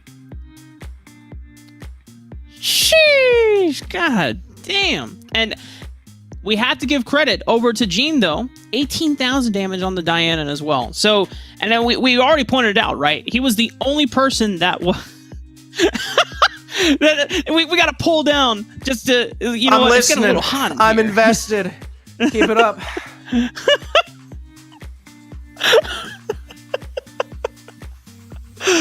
This is what happens in voice calls.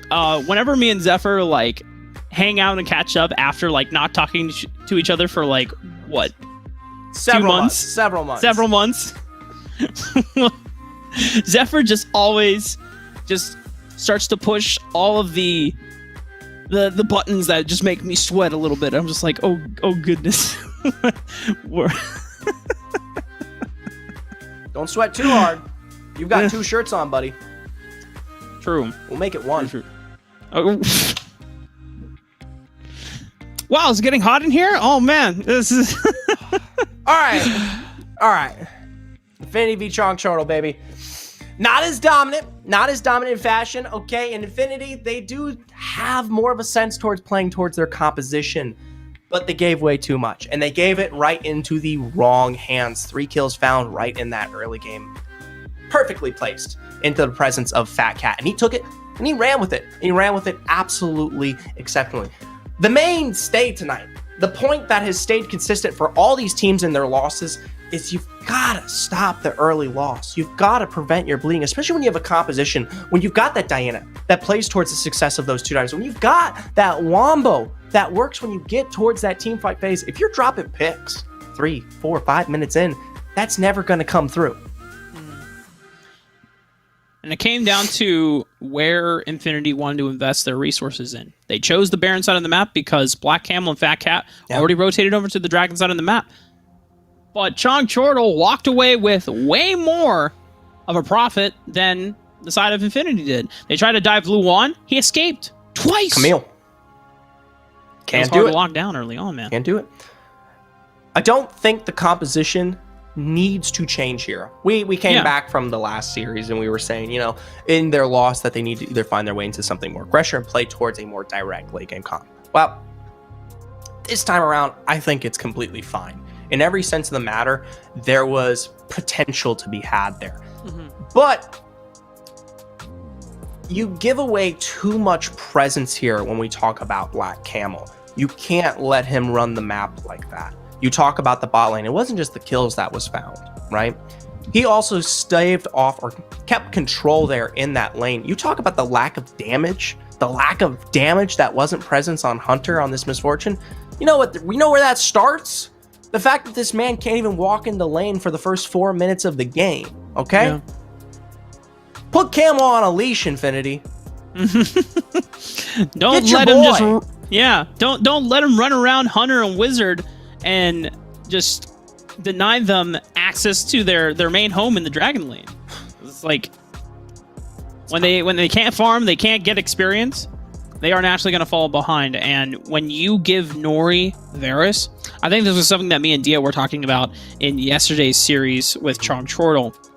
Every single game, Nori was able to have the Varus, and he's remained consistent and reliable. And when you give him a lot of gold and you funnel so much attention into him to make sure that he is ahead of his lane opponent, he will consistently have pressure wherever he is on the map.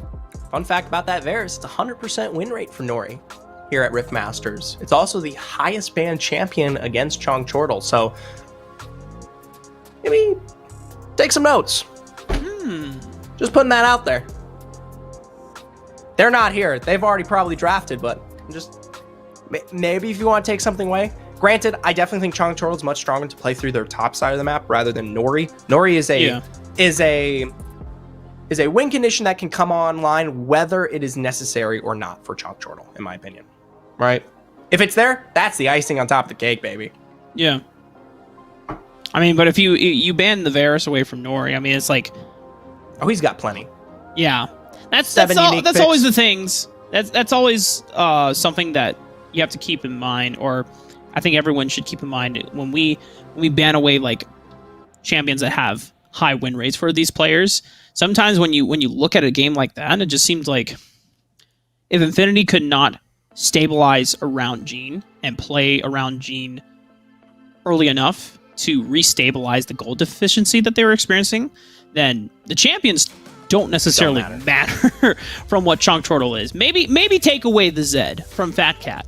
I'm picking straws here, all right? I have faith for my boys Infinity, so I'm just trying to line up as many potential options or routes for them to take here. Right now, the only route that we've had the opportunity to see, thankfully, second man finally come through, that Twisted Fate being pulled out of the hands here of my boy Fat Cat, and it is a pick. It has come through quite a few times here, and actually, no. Fat Cat never plays Twisted Fate. He's actually never played Twisted Fate here at this Rift Masters. Maybe it's just been banned every single time. Yeah. No. Really? Yeah. This is the first? Oh, wow. Well, you know what? Maybe they know something that we don't, you know? That's some cryptic tech, man. Either way, comes through. Varus is down. Akshan as well. Those are picks I can actually find a semblance of agreement with when it comes to taking out what is theirs from Chongchortle. Both have come through time and time again. And the Bears, as I made quick point to behold, heavy ban presence, heavy win condition for Nori when put on there. Granted, he has all the other picks that we've seen in the past when we talk about Ashe, Senna here. Those have been some big ones to play through here. Xayah, if you want to go more for those late game skillings, maybe you won't have as much lane dominance as we saw, but definitely still just as much presence, given that you usually play towards the top side. And we're already seeing it. You're trading early game dominance for a little bit of safety in the laning phase, and then anytime that you are playing against a dive-heavy composition past level 5, you have Featherstorm, you can get out of a lot of sticky situations there. Now, Chongchortle, they are looking to dial down the early game aggression here, Zephyr. Luan returning to Camille, but we also have the Lee Sin locked in for Black Camel. Find their way in and deep through the dive here. This is, well, more or less something similar we saw coming out of Game 1. Oh, okay. All right. So we've got a little bit of a switcheroo. Infinity. Chongchortle is on the blue side. So Black Camel returning to the Riven. Luan taking the Fiora. Infinity are the ones with Yeso snagging up the Lee Sin, as well as Matalex snagging the Camille up. But Fat Cat gets the return to the Zed.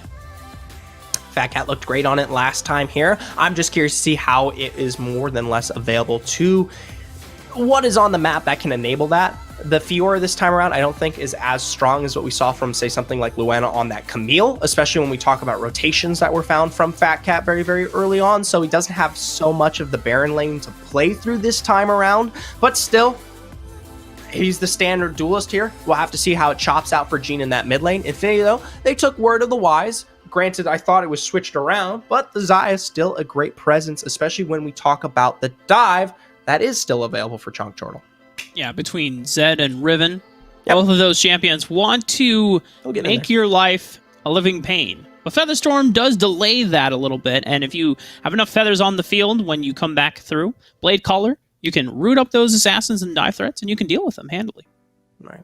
Well, bottom bands work their way out here, still targeting a bit of Gene. The Corki and the Lucian pulled out. This still leaves open that Ashe, potentially, the Senna, if they want to slow up the pace here a bit. But I personally would lean more towards the Ashe. We have seen more aggressive tendencies if they want to really lean into it. You brought up how there is high tempo picks like the Draven. This is something that we have seen Chongchortle play before here on Nori. Granted, it puts a lot more of a crux on him to get the job done, but it is an option For now, bot lane wraps its way out finally here for Infinity. Setup available. And something I do like, what I was going to say is that Infinity picked up that there was a lot of physical damage from Chong Turtle, which is why they took away the Corki, because he's primarily magic damage despite being a marksman. And so what I was thinking for Chong Turtle, what they want is they need some form of engage from the support role, and they need a bunch of magic damage because they don't need any more physical damage. No. Ziggs is still available. That gets locked in for Nori. That's not the type of engage I was thinking about, but you know what? Okay. Garen support. We've seen 2 Garen supports now today. The first one didn't really work out too well, but maybe Hestia can bring out what Dakun Gaming's emo was showing us at Horizon Cup.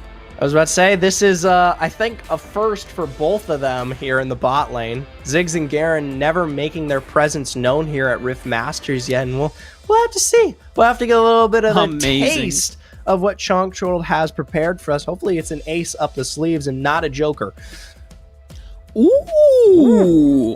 Fizz. Okay. Fizz actually solid counter pick into the Zed. I like it.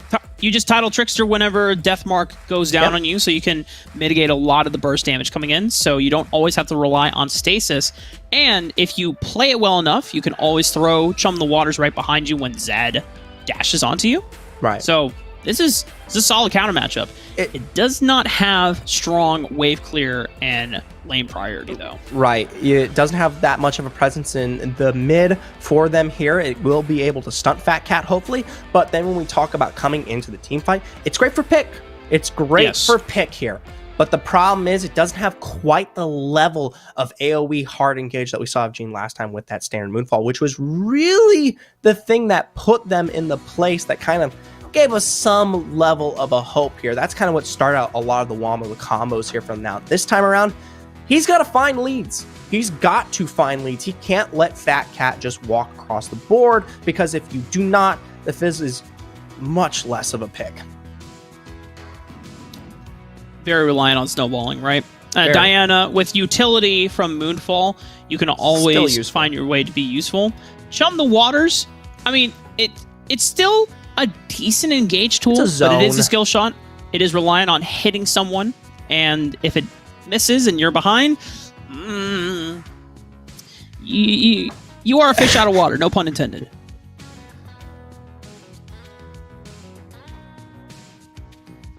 All right, I just wanted to let that sink in. Okay. Find our way in here. Game 2, Chong Turtle versus Infinity. A lot on the line here for both of these teams. We haven't discussed it yet, and I do want to touch on it. Chong Turtle, if they do find a successful win here today, we talk about overall points, they might just be able to surpass Immortals here, who I believe is currently in the lead. Yeso? Yeah.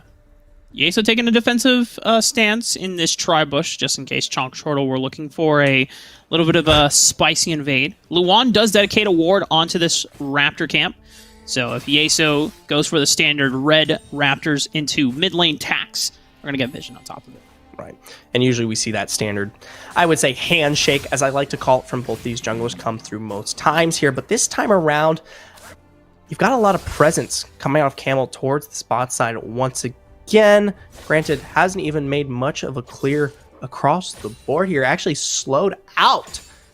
I wonder what he would... I didn't get to catch what his presence was, especially starting towards down on those Krugs. So this tells me that Black Camel wants to go for a full clear, or he wants to at least full clear his red side jungle, and then this allows him to still be somewhat present towards the mid lane, because if you want to go full clear and you start red buff, it's kind of awkward, because you have to go red, move down to Krugs, and then move you extend up to the Raptors. Time. Yep. Well, usually, though, this would be kind of that point there where we do see potentially that subtle engage maybe found by Yeso here on that Lee Sin. Unable to do so, going to pull that through down towards the scuttle here. This is a quick rotation. They have counted this one out there. He's already secured the scuttle and going to be forced to blow the flash. Response, Sonic Wave in, going to go deep there. Luan forced to utilize that berry, is going to fall here, but it's going to be at the expense now, I believe, of 2. Ooh. Infinity get first blood on Luan DJ, but at the cost of both of their lives, just because, once again, we alluded to this before, Fat Cat in the early levels will always have wave priority over Gene's Fizz, just because You have a little bit more AoE clearing abilities, and they're forcing this skirmish. And unfortunately for Gene, he's only level 4, can't dodge out on all the damage. Unable to do so. Another kill now picked up there for Black Camel. Looks like in their own right, though, Chonk Chortle finding success in the bot lane. Looks like Major Poke was found there onto Wizard from just Nori and Hestia alone here. Ooh. Oh, 1v1 in the top lane. Madalex finds the advantageous fight there.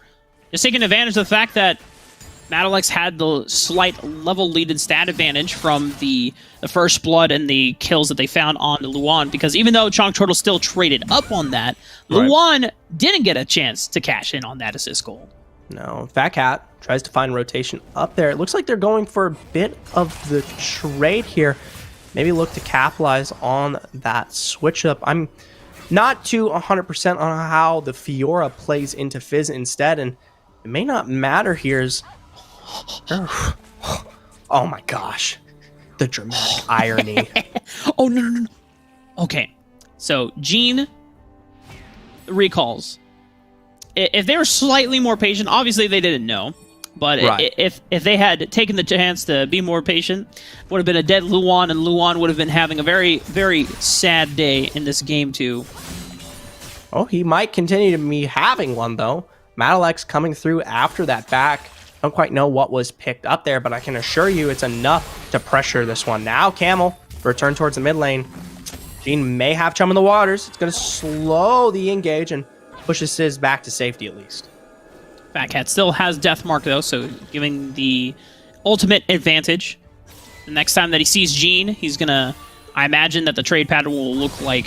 He's going to just dash onto him with Living Shadow, try to force him to blow Tidal Tricks. As soon as that happens, then he can commit the ultimate ability, knowing that there's no way for him to be able to dodge out on the damage. And so now, this forces Hunter and Wizard to come to mid lane so that Gene can get the wave shoved out. This will allow Infinity to prioritize the Rift Herald as they have done in previous games. Well, finally playing a little bit more towards their style here. What they will do with it, though, is a question that has yet to be answered, especially when you have to beg, how are they going to be able to play into Black Camel at any given point here now, right?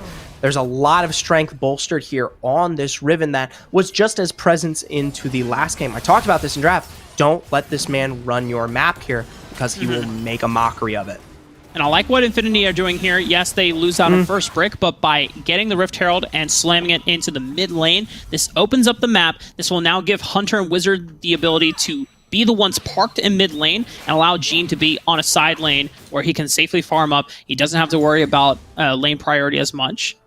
Chonk Chortle are going to have that one lane avenue, though, where Gene is just still trying to catch back up, but this allows more members to be on the center point of the map for Infinity so that they can still play towards more team fights, more skirmishes as we get closer and closer to the mid game. And if we look at their games from yesterday, once they did find that kind of opening in the mid, once they dropped that first tier 2, they had a tendency to play towards the enemy jungle and almost kind of tried to cheese, is what it kind of looked like. A lot of setup, and especially now with this pick comp, they might be able to do the same here. The problem is, you're not working against Kraken. Kraken doesn't have Black Camels sitting 3-0 roaming through that jungle at any given point. You know what surprises me, though, Zephyr, is that Hestia... Babies. That too. Hestia just running up, terrified the crap out of Infinity just in the mid lane right there. Like, Wizard didn't want to burn anything there. And it just... the image of Hestia just running in. Dude, you said it yourself. Garen runs you down at a certain point. He gets scary. Yeah. Ooh. Nice Hextech Hatchel charge. Unable to save the Ziggs where he wanted. Luan coming in there just a little too late. Not going to be able to get the Grand Duel. Fat Cat, hopefully looking late, but no. It's a nice rotation found. Infinity, they picked them off. Infinity, good pick. This is going to stabilize the gold lead a bit. Last time around, there was about a solid 6,000 lead for Chonk Chortle, but this time around, Infinity been playing a cleaner game. Madalex also having a better laning phase over Luan DJ for the first few minutes of the game. Black Camel is going to prevent the recall here, but now, watch this, Zephyr. Gene is coming in hot. Unable to find what he wants there on the Chum in the Waters. And the response from Camel, the damage, unprecedented. Now Luan's got to front this one out straight into the face of Yeso. Keeps this one lined through, and with the Rebost and a quick flash, picks up 2 here in the Baron lane. The lunge into the flash so that the lunge damage can connect onto Yeso. Oh, and Luan's back in the game, baby. It was down quite a amount of gold, but... Oh, we got more fighting, Zephyr. Hunter might be in some trouble. Oh, he at least gets the root on Hestia. He's not going to run you down any more here. Instead, it's the bot lane. Fat Cat, he really wants this tier 2, but it might be at the expense of his life. I don't think it was worth it. He's able to flash away straight into the Youmu's. I can't believe this. He gets out. Gene didn't have Chum in the Water. It was just still off cooldown from the skirmish on the Baron side of the map, so Fat Cat just counting numbers and asking, hey, does this Fizz has his ulti? I'm gonna pray that he doesn't. Hey man, I don't care if it's the Fizz. That Alistar is scary enough in its own right. True. Well, for Fat Cat, pushing his limits, knowing that he could, or just believing that he could take the turret, be able to get out despite the exhaust, despite almost going down, sub 50 HP. We have second Rift Herald coming up, Cloud Dragon as well, Infinity getting ready for the fight. Find their way in there, and No Engage really is able to solidify itself, and I think they might handshake this one out. Chunk Troll, they have other plans, though. They just don't want to hand off a Rift Herald. They've done so in the past. The setup, though, for Infinity's immaculate. But the stasis, though, it's going to save Nori's life. X-Like Ultimatum will get canceled out by Madalex, and now it's only up to Wizard to make the engage, but sub 200 HP. He doesn't want to get back in there. Yeso finds himself a face right full of Luan. DJ has to flash away, and Sean Chortle will take control of the mid lane. They take control. They did lose Rift, though. That was successful in its take here. Now, they're going to turn their attention towards this tier 1. That's a big Chum in the Waters deep in towards this backline. Straight on Nori. Gene's going to go down. Now the follow through from Black Camel under turret. The damage is just shredding through. Wizard to finally return here, but it's too late. The rest of your team is gone. And one more charge, unable to do so. They still pick up 2 here. Oh, man, if you're Infinity, you're kicking yourself in the shin because so many members of Chong Chortle were so low. They were so close to getting 1, 2, 3 kills there, but they're still so low under the HP, and they are taking their chances under the turret. Yeso connects with the Sonic Wave. He wants to be able to follow up with a safeguard, but he doesn't have enough cooldown. Madalex flashing in with the tactical sweep, but then suddenly Fat Cat comes back from the base, revitalized, and he's there to shut him down. That fight was so extended, playing off both the death timers of Infinity and the resets from Chong Chortle. And in all of that, Infinity, you said it, Chong Chortle's low. They still could not find a successful advantage in the kill. I gotta give big props to Hestia especially. You saw that Garen. That Garen stepped up straight under the tier 1 there and was the front necessary to keep both of them alive coming out of that mid fight. And once they were able to keep the flow off, especially with Yeso coming back through, that's when Fat Cat arrived. Dude, Garen is just a baller, man. I mean, he's just giant HP stick, I should say. And it's just a meat shield. You can tank turrets for days. You can take so much damage for days. You have the damage reduction from your second ability. You have Gargoyle, Stone Plate as well. I mean, like, at this point, Hestia's balling, man. Hestia is straight balling here, and what he will do with that ball, no one knows. A 2-point, maybe a 3, potentially a volley. I don't know what sport this is, but for now, it's a sport of launching there. Wild Rift Esports, baby. Okay, all right. Are you one of those movie announcers? Am I now in one of the top #1 global hits during the summer of 2021? In a world where blockbusters are nowhere to be found, one team stands above all, and it is Chong Chortle, led by Hestia's Garen. The menace, the might, the destruction awaits. Oh, that's pretty good. Oh, thanks. I give it a solid IMDb 10 out of 10. What? Really? Yeah. What about Rotten Tomatoes? That's a real more like okay, I give it like an 80% fan rating, 30% critic. There you go. That's what I was expecting. Okay. Usually the Rotten Tomato score usually like either can be the indicator of how you'll really feel going into the movie, or how the very polar opposite, right? You know. Yeah. Yeah. I'll give you that. I don't like it personally. I feel like I like the fan score. I'll give them that, but the critic scores are Hell yeah. absolutely garbage. They're dog water. Oh, we got a 1v1, Zephyr. Not really. Oh, well. You know, I was ready for it. And then Yeso's like, see you. Yeso was too, man. He was ready to leave. Third dragon coming up on the table here. Chongchord already have 2 dragons to their name. Infinity still down 6,000 gold, but not completely out of the game. They're going to have to find a miracle engage onto Nori and Fat Cat. However, doesn't quite find it yet. All members grouped up in the river. They will maintain vision control and access. Gotta give props to Alex there. He made Hestia not so much of the health stick we were used to. Luan, a little bit early there. Infinity not capitalizing there off in that rotation deep into the pit. And now, got 5-5 to front against each other here. Watch for Gene. Gene's on the other side of the map. Mega Inferno Bomb hits on to 3 into the back line, and Black Camel is just brute forcing his way right into the heart of Infinity. Gene has found Chum the Waters onto a couple people, but cannot reliably find the assassination. Not even the lowest HP member, and Hestia will go down because, as we said before, she's a giant meat shield. She can soak damage for days. Chonk Turtle don't drop a single member, and they get the Infinity Dragon on top of it. Now, Dragon forward, finally the tier 2 as well, playing off the satchel there. They won't be able to assert much more of a rush, but I gotta say, I want to hold out hope for Infinity. Their team fight isn't bad, and they scale very nicely to play through, but you still have to contest against the absurd lead here, found especially on people like Black Camel right now. We saw him split that fight in half, simply solo from the get-go there. That alone was the problem for that fight. And once the Riven gets access into the back line and doesn't care about your front line anymore, it is a little... I'm going to just say it. It's a little doomed. It's a little doomed. Stop. Solari Charge Blade also completed for Black Camel. Jeez. He is at that point in the game where can pretty much fight anyone. Luan, not so much there. They're going to pull 2 down here towards the bot lane to find Luan. Looking for a response, though. Chongchord picks up their own return here onto Hunter.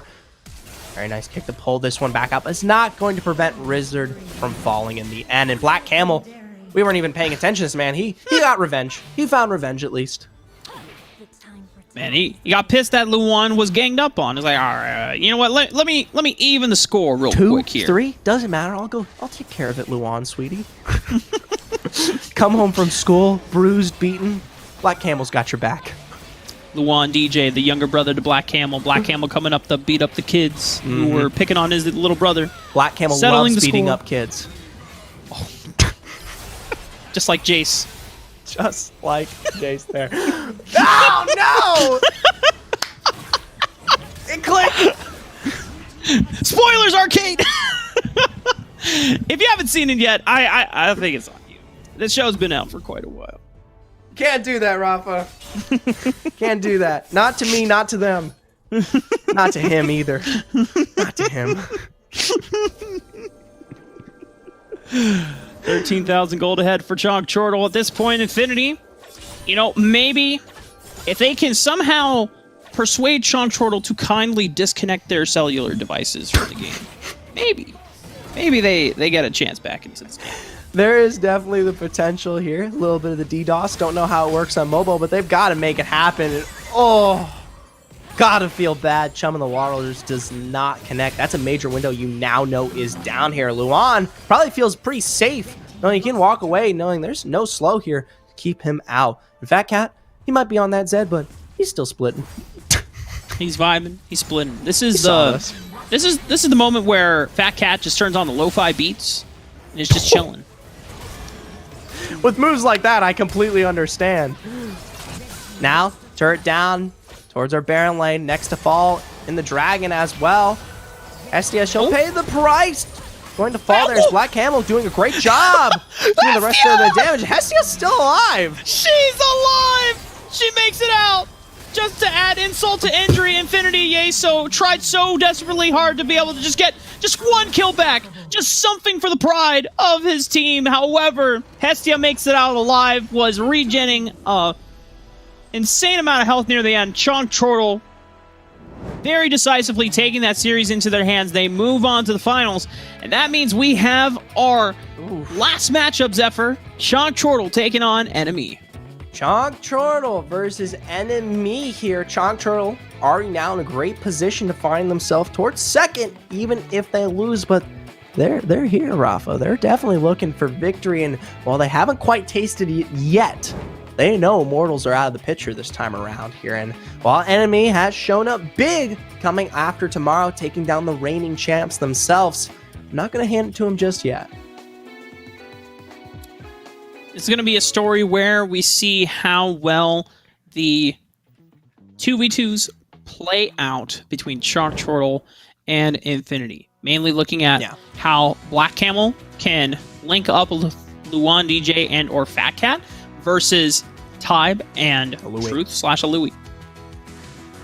Big questions on the board for the both of these teams here. They play through similar styles, but only one can come out on top.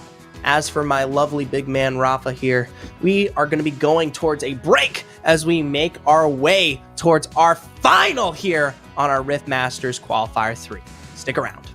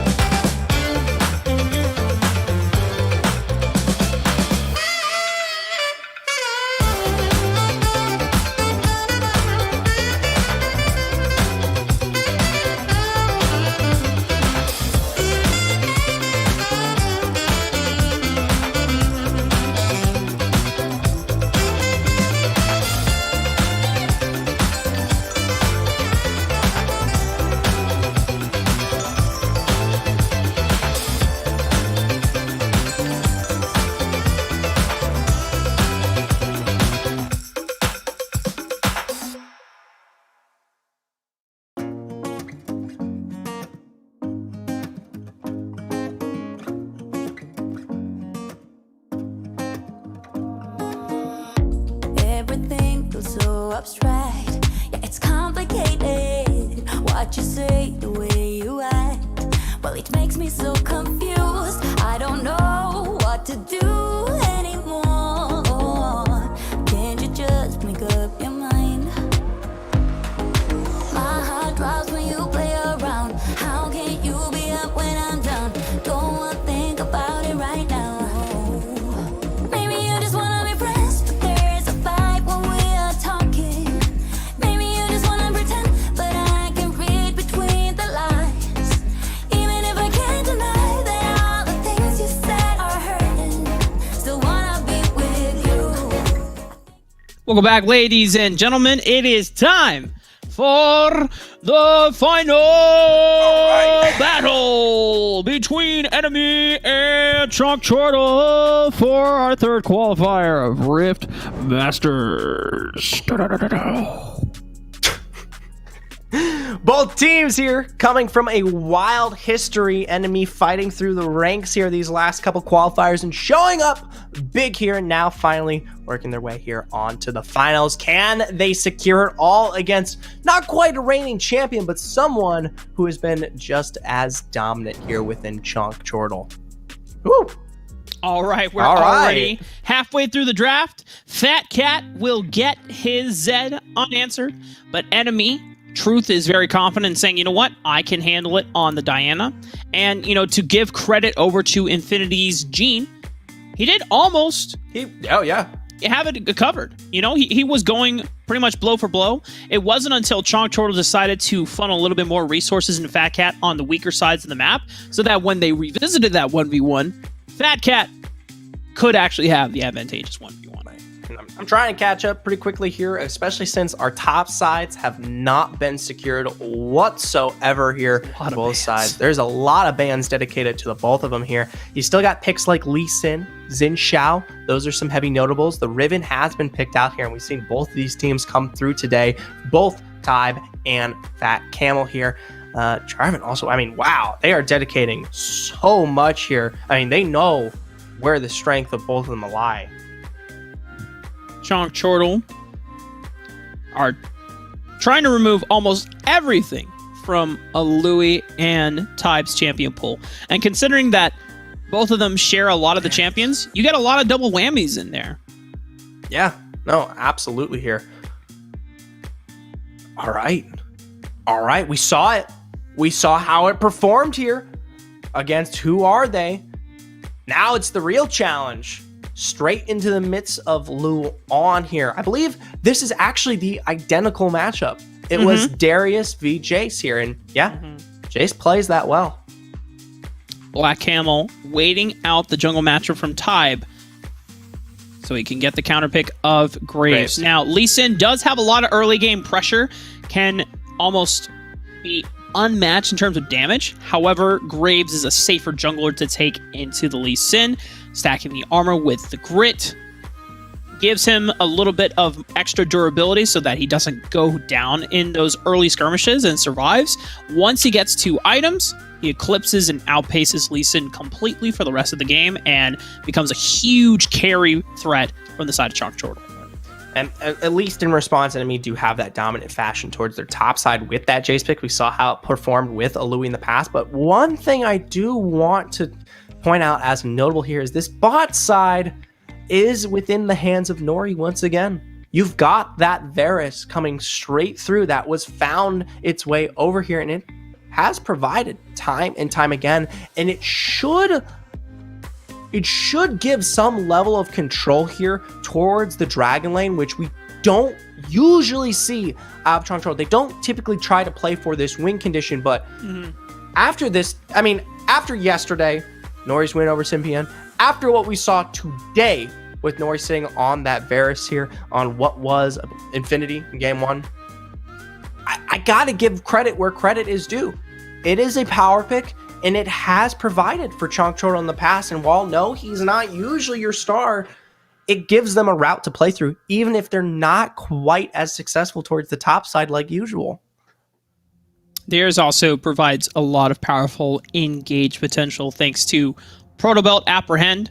Right. It's a very Very useful tool if you can stack multiple members of enemy before they enact any counter-active measures or disengage potential in using their Galio, Moonfall from Diana, even Senna trying to use a Last Embrace to root up multiple members from Chonk Turtle. You can stack multiple members up, and you get a lot of AoE damage between Piercing Arrow, collateral damage, end of the line.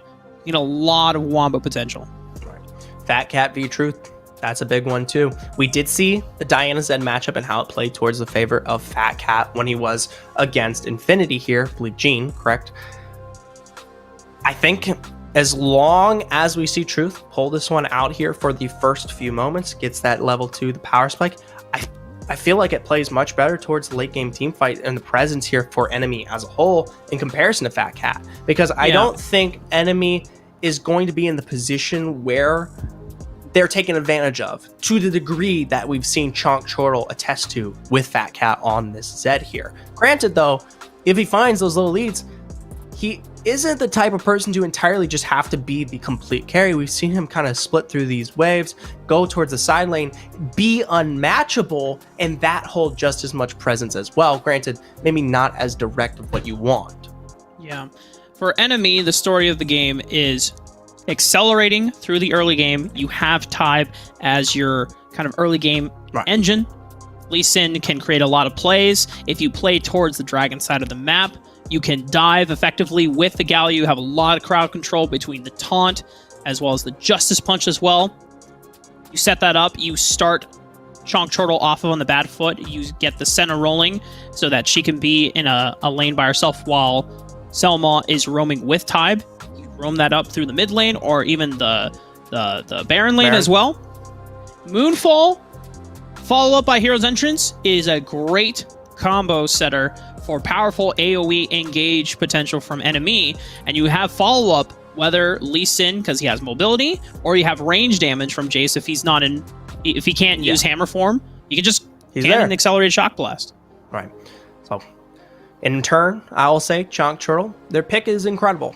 Their pick potential is strong as can get here. You talk about a lot of the CC chain setup. We haven't discussed it, but Change of Corruption, the box, the bot lane to play through both what is Thresh here and Varus is enough to sustain these team fights out, even if you're not able to get directly in the face with, say, Darius and Graves as much as you usually like to when you're on, say, your Rivens, your Lee Sins, etc., right? And once that is set up with potential there, you have the follow-through. You have that sustained damage to actually find the kills necessary, even if the engage is not quite as strong, right? You just need those split-second moments here for the team for Chonk Chortle. Yeah, because Chonk Chortle is more powerful in terms of single target crowd control and lockdown for those picks. You are really reliant on clearing waves fast so that you can set yourself up into death bushes, have vision control, and then you just wait for one member from Enemy to be caught out of rotation, right? And you build up a numbers advantage on the map that way. And then if you can always do that before an objective starts, you do that, 15, 20 seconds, and as Enemy tries to prep and start walking on over, if they're not walking as a group, you get one straggler off, and then boom. Suddenly, Enemy cannot contest you at the objective. A lot on the board here for both these teams. Similar styles to be played in terms of how they typically find their win conditions here. But personally, when it comes to Enemy, I'm going to be looking towards that Baron lane. Chonk Chortle, surprisingly, Dragon lane's where it's at for me. Nori and Hestia have proven quite the dominant showing. This is the test. This is the true test, Rafa. We've led up to it. All these qualifiers here for Chonk Chortle, putting Nori in the spotlight. Hopefully be huge for this team. Similar starts for both of them, though, towards the mid. Truth and Alui using all their spells. And the nice thing about Jace, you had 2 abilities at level 1 since you can change forms. Old School, however, has to flash because Hestia just recognizing that flag could have done so much more. Old School does not want to lose out on all that HP in the early levels. Right, and that's huge presence now. That bot lane is a complete weak spot for Enemy for the next few moments, especially as we wait for that flash to come online. When and if the rotation comes from Black Camo, you already see him starting towards that top side. He's making his way down there at what will be the perfect time to enact what he needs to. Louis getting the shove out, but it looks like he's going to dip on over, get some honey fruit to sustain back up. Nora and Hestia getting pushed in. Black Camel already full clearing the majority of his top side jungle, except for the Krugs. He's already on the blue side because he wants to make sure that he can support what is currently the strong side of the map, taking advantage of the fact that Old School does not have flash, but there's some wards, and that's actually first blood from Old School and Selma.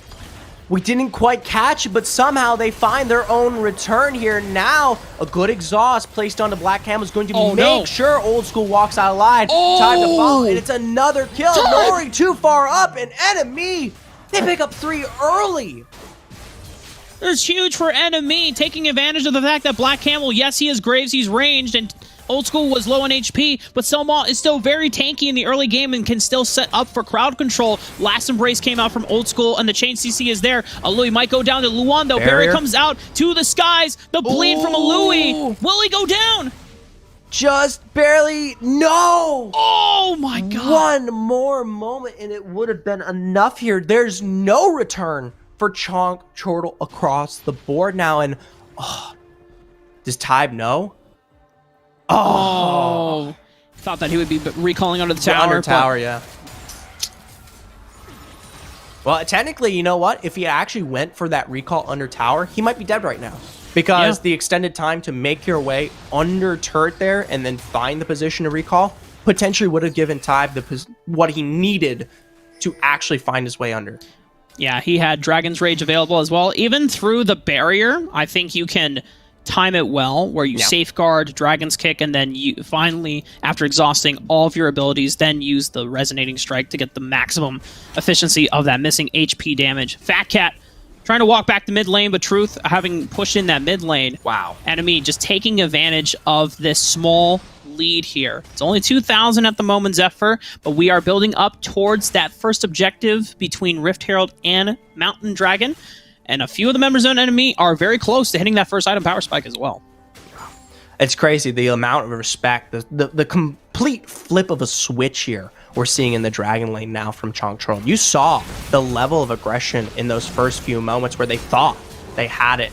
Now turned around here, they pull back so aggressively. They flash from Louis, pushing him towards that river there. Dragon's Rage followed through Sonic Wave, able to pick up the kill. Now Black Camel, though, gonna try to find that return. Whoa, the miss on the collateral damage. Watch Fat Cat, though. They're in hot pursuit. He's looking for the dive. Death Mark onto a Louis. Hero's Entrance is there, though. Is going to be enough of the shield. Oh, my goodness. He survives. Time after time here. Enemy able to survive and then punish.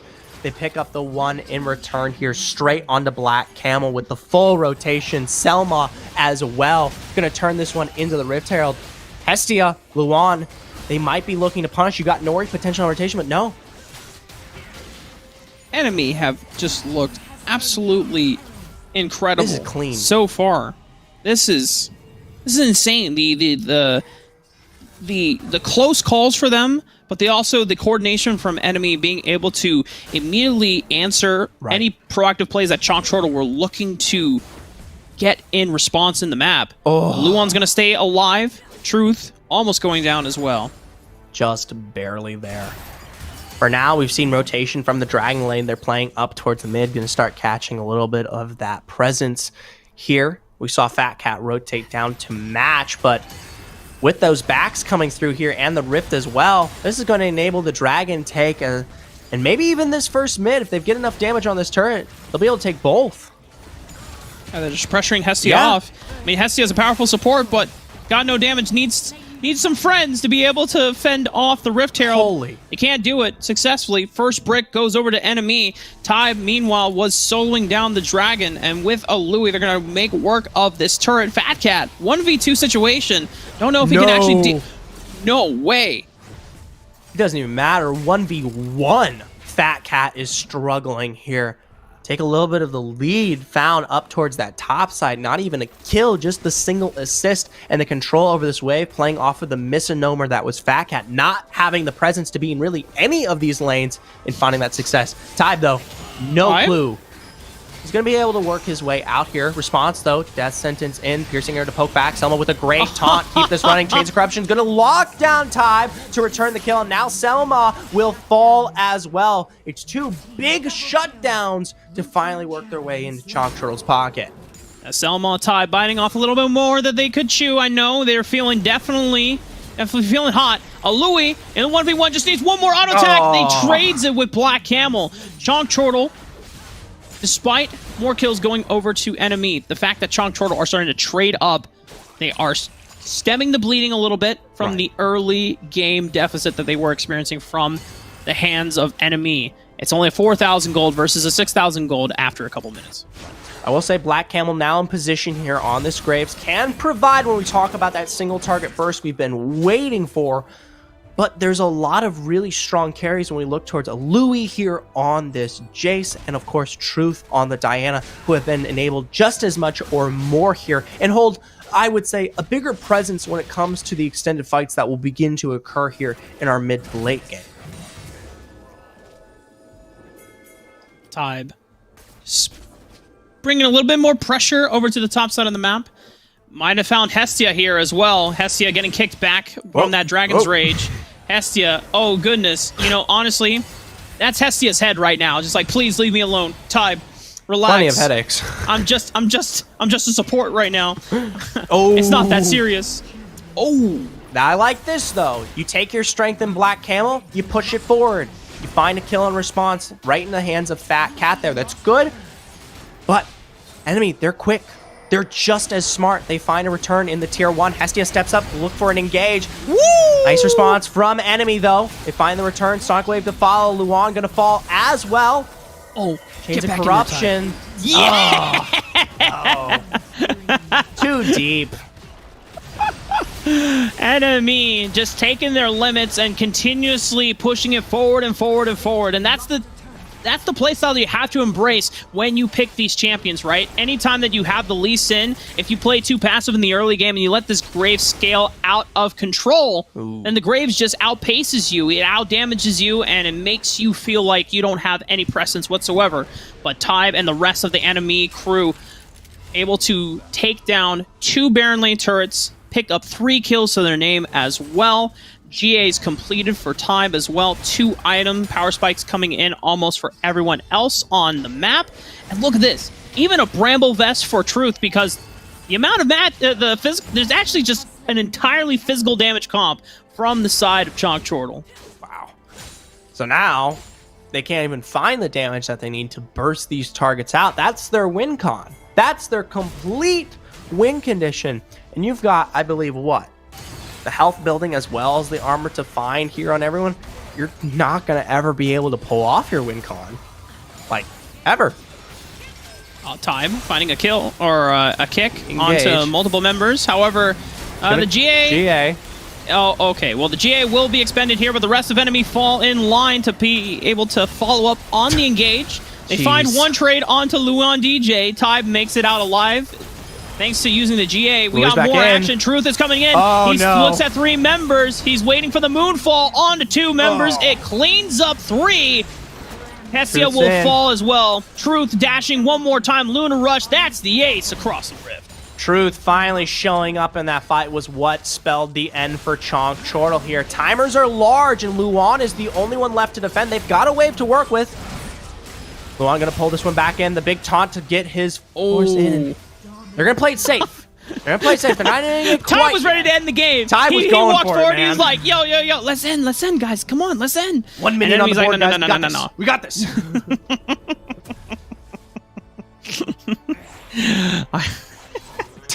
I gotta say, remarkable performance from enemy. Through and through, it's been perfect. And it's not even just the lane. The level of control they've worked out here across the map, and how they not only pick up like a kill on one of these side lanes, but also progress that into controlling, say, the Dragon or Rift. And then the fact that they utilize that and just keep pushing it forward here. I mean, there's no amount of breath that will give Chalk Turtle what they need to survive here. No rest. Enemy. Now, to say that Chalk Turtle weren't being competitive with them, I think would be a disservice. Nope. The early game, they were scrapping back and forth. They were going for it. Yeah. Black Camel definitely tried to push the lead that he found through the other side of the map. Oh, Tybe trying to get fancy with it, but Nori, he's seen one Lee Sin play too many to already know that when Lee Sin is going into you and is trying to use the safeguard, he wants to go for the Dragon's Rage insect. However, Black Camel getting caught up here. Three-man play from Hestia. This could be a dance for Chonk Chortle to try and even the odds here, but Louis has showed up to the fight. Old School as well. They're being able to escort the rest of the survivors here. Selma does go down for their efforts. Chonk Chortle, hold on.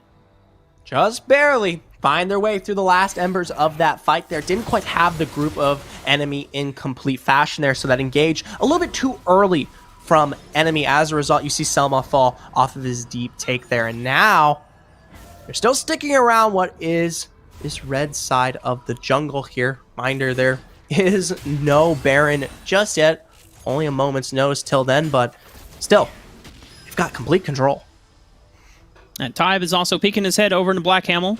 Black Camel at this point in the game is trying to now... The only way back in for Chonk Chortle is if Black Camel can be granted permission to farm a side lane for like a solid 3 more minutes. Just like, just leave him to his own devices and enemy completely ignore him, and then suddenly Black Camel comes back and it is 4 items. Has full crit, would have the Infinity Edge online as well.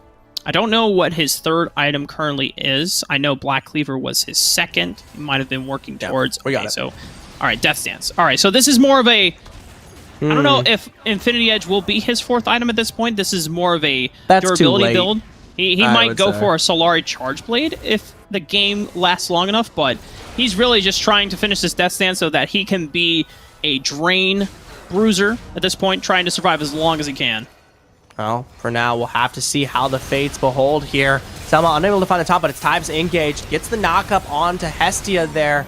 Moonfall secures that one out. First kill found by Truth. No Sonic Wave onto Hestia, but they are going to be able to find the root from Old School stepping up into the fight. Straight into the mist they go as Chonk Chortle able to work their way under turret. Black Camel low. The follow through here. Found from Tybe to pick up the 1. GA down. There's the heroic entrance. Going to be able to work his way thickly under tower. Look. Enemy. 13,000 gold ahead. They are definitely doing it. You know, I'm at a loss for words. They pick up kills there. Now, they aren't granted much else past that, though. They are going to be able to keep their level of control here over red side, but resets coming through, they're only just going to continue their bolster the item and gold lead. They didn't pick up a turret, they didn't pick up anything else, and now, Alui, it's a kill. Who's been sticking around too long, he's going to fall as a result. Nice pick, though, for Chonk Chortle. So it does give them about 35 seconds of time to just farm side lanes. Enemy cannot end the game without a Louis. Nope. 4v5 would be a little difficult. Baron is available, however, it is still a very hard objective to do, even when you have all 5 members, because Chonk Chortle can always walk in and threaten to steal it. But this pick on the Luan DJ might signal the end. That's not a pick, baby. Straight into the Death Stance. Big Moonfall gonna 3-2. The response is found, though. The response is found. That's it for Tybe. No jungler on the board here. You don't have to worry about Baron anymore. At some point, Zephyr, the gold lead was in favor of enemy by a solid 15,000. It was, Now it's only 10,000. So they're closing the distance. There's still quite a mountain for them to climb through, but if Chonk Chortle can still keep stringing through these picks and survive in the counter-active measures that enemy are trying to find, then maybe it's advantageous. That's a huge engage for Chonk Chortle, but no damage to follow through there. They were almost able to punish the level of aggression. Selma there, in truth, sitting here, trying to find a little bit of the death rush in this blue side, and they were unable to. It's just so close. They expended pretty much everything to do so. Now, knowing that Black Camel's dead, they are going to be one the wiser and go for the Baron without the jungler on the map here. Chonk Chortle potentially punish. Yeah, no 50-50 available unless there's a huge burst of damage that comes through from Chonk Chortle. Tybe is already in the Baron pit. Selma trying to play goalkeeper, making sure that no one can even interfere. Selma does give his life for the greater cause. However, 3 members will fall, or 2 members, I should say, will fall from Chonk Chortle. Black Camel gets back up on the map. But the next dragon is on the table. But I think for enemy, they can have this Baron buff. They can push in and look to do some structure damage, maybe end the game. Remember, you don't quite have Luan there just yet. He's going to be... There's the margin. Start this one off here. Enemy, they're going to pump damage as much as they can here onto the Nexus. The engage to follow through. Truth deep there onto Hestia. Almost punished out as finally Darius will fall. And with those last fleeting embers of the Nexus finally going away, enemy here take game 1 in our finals. Yeah, if it wasn't enemy ending the Nexus, the minions, the empowered Baron minions were definitely doing the trick right there for them. It was only a matter of time. And I know that there is a little bit of hope for Chonk Chortle. The hope isn't for this game, but the fact that Chonk Chortle were still finding some opportunities to claw back through some of the goal deficit that they were kind of working with. It gives hope that Chonk Chortle can always answer back in the series going into game 2. And when we look back at how the game interrupted, it's kind of strange, but it really the occurrence came through the Dragon Lane. We saw Old School had to burn the flash, right? But then suddenly off screen, they got first blood. The craziest thing is Nori was able to shore up a lot of that damage towards the end there. Just imagine the lead that could have been found if they just leveled that lane a lot, just more even. Just take it even to the sense, don't lose that one out there. And I told you when we got started, this was the test here for Nori, right? Put in a heavy position to find some source of carry potential here for Chonk Chortle, because you look towards the top side here, you don't have that level of hard engage, the control, the fast-paced damage, the dive that we usually see here between Luan and Camel. And as a result, you need someone to shore up that weakness, right? It never came through. Kills were bolstered over here in the enemy, and then they were just clean. Right. They were clean.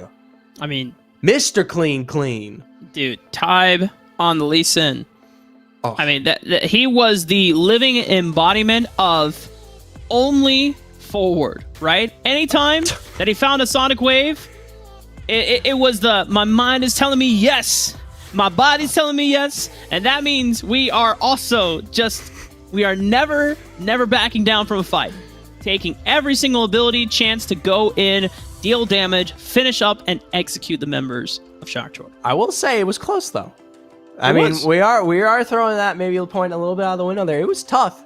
We can say enemy were clean as they were, but there were some moments of, I will say, luck, where those boys were finding their way out of these fights with less than a sliver of health remaining. You talk about that gold coming back maybe a little bit more even to keep these lanes a bit more in balance. Had those kills actually shown up in response to such levels of aggression in the early game, maybe we would have seen a bit more of a different game. Yeah, as you said it before, it was super close in the early game flips, as we can call them. Yeah. And enemy, pretty much for a majority of those fights, landed head side up. So, Now, Chonk Chortle now taking blue side going into game 2. I am curious. 9 bans were expended towards the top side of that map last game. The only ban that did not come through in response to that was a Ziggs expended here. Right off the bat, Chonk Chortle, they're able to pick off maybe one weakness that they found here in their own composition. They did not like that Senna. They did not quite like that matchup from Old School there. I get it. Now, the question is, are they going to also ban the Ziggs as well? Like, is Chonk Chortle's approach try to give Nori the most advantageous matchup possible? Because I don't know. You're putting a lot of faith in Nori, man. Yeah. I'm there with you. I'm exactly there with you. But there's a tried and true win condition that has worked for this team here, and you've got to try to secure it. I think leaving, I understand wanting the counter, but leaving those 2 picks up until the last possible moment really stacked against Chortle, who, in my opinion here, they don't have as expanded of a pool to work with when you're faced against those 9 bans, and they need some level of competition in that space for their win condition here. I mean, there's still big picks on the board here. I mean, Camille's left up if that doesn't get banned through here. I mean, we'll have to wait and see. as we talked about before, the first game draft, the 3 Queens of Baron plus Renekton were taken off the table, right? Yep. Fiora, Riven, Camille. Now, Sean Chortle also changing up the other ban in that Truth is not going to get the Diana, right? Now, Fat Cat on the Zed was trying to find some picks, some side lane pressure, right? But Diana's one of the few matchups that does make it a little difficult. Right. You don't have a chance to actually just single-handedly win that.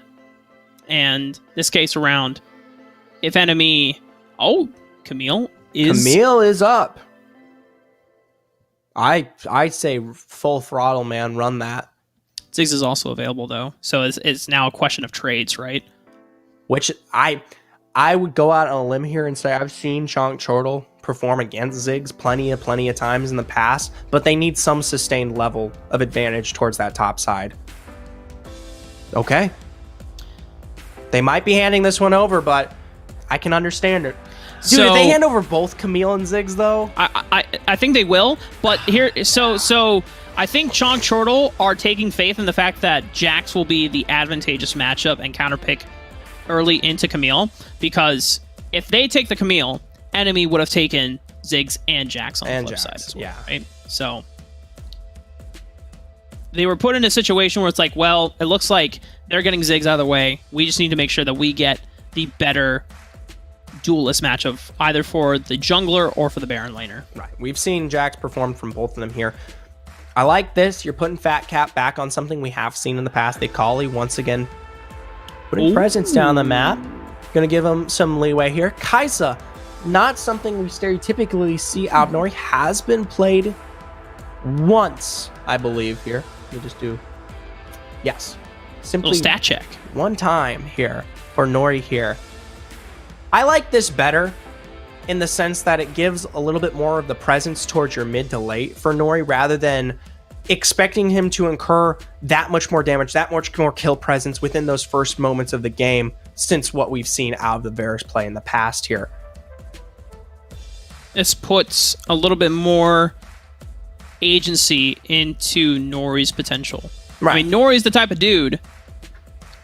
Oh, no, wait, I'm thinking of another 80 character. Point is, now that you get to play on Kai'Sa, you get to follow up on dive attempts made by Akali, made by Jax with that killer instinct. And so now Chonk Chortle can fully invest into a very, very aggressive dive composition, because they need to get on top of Ziggs, right? If they stop him from being able to throw out his entire spell rotation before the fight starts, that's a huge AoE wombo that is missing out from contributing to the fight for enemy.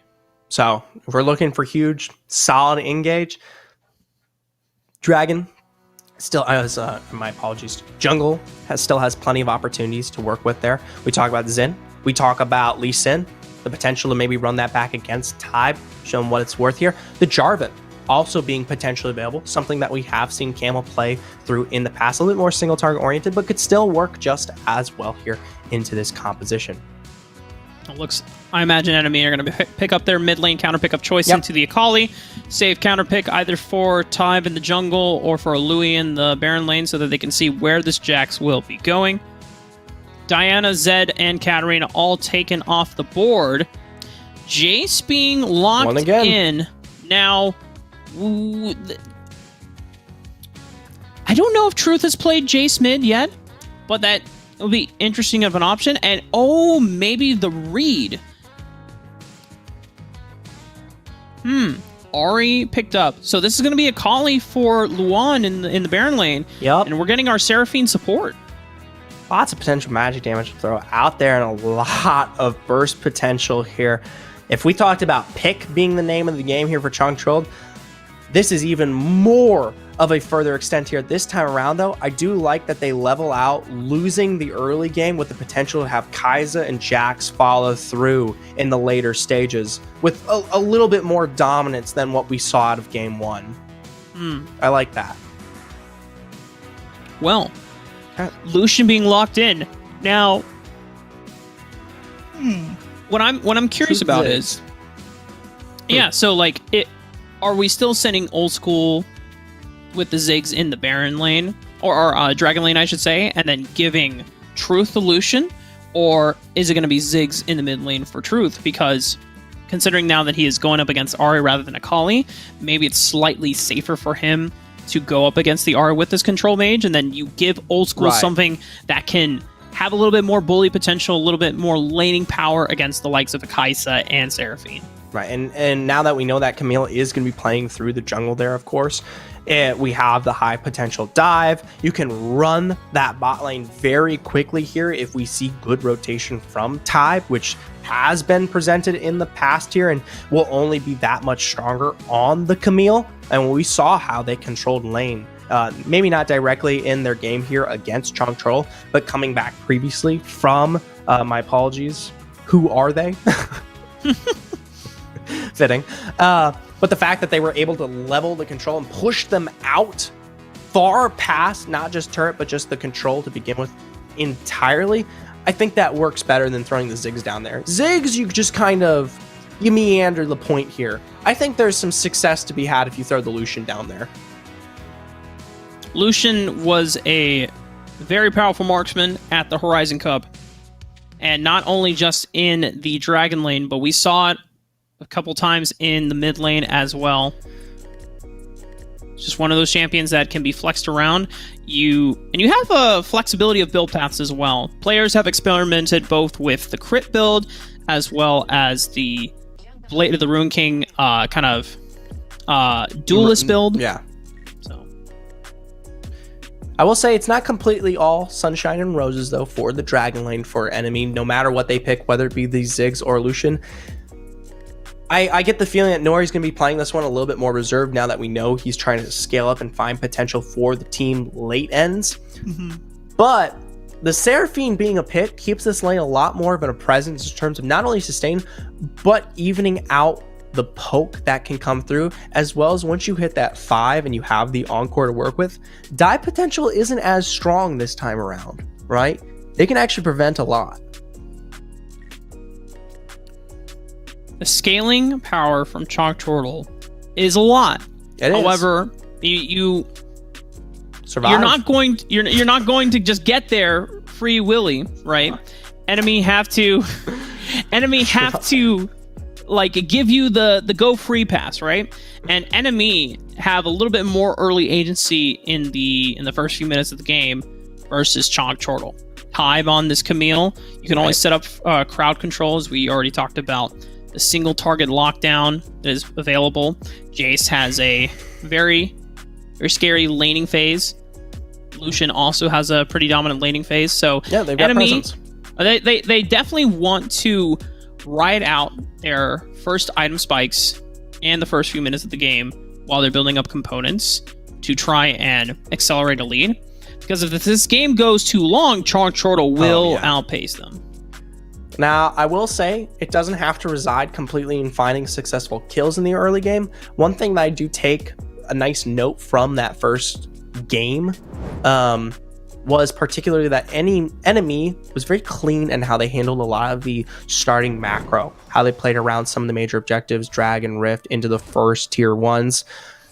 You weren't here for it, but there was a incredible game, I believe, in qualifier number 1, Chalk Turtle versus Immortals, and Immortals basically almost ended the game with no kills.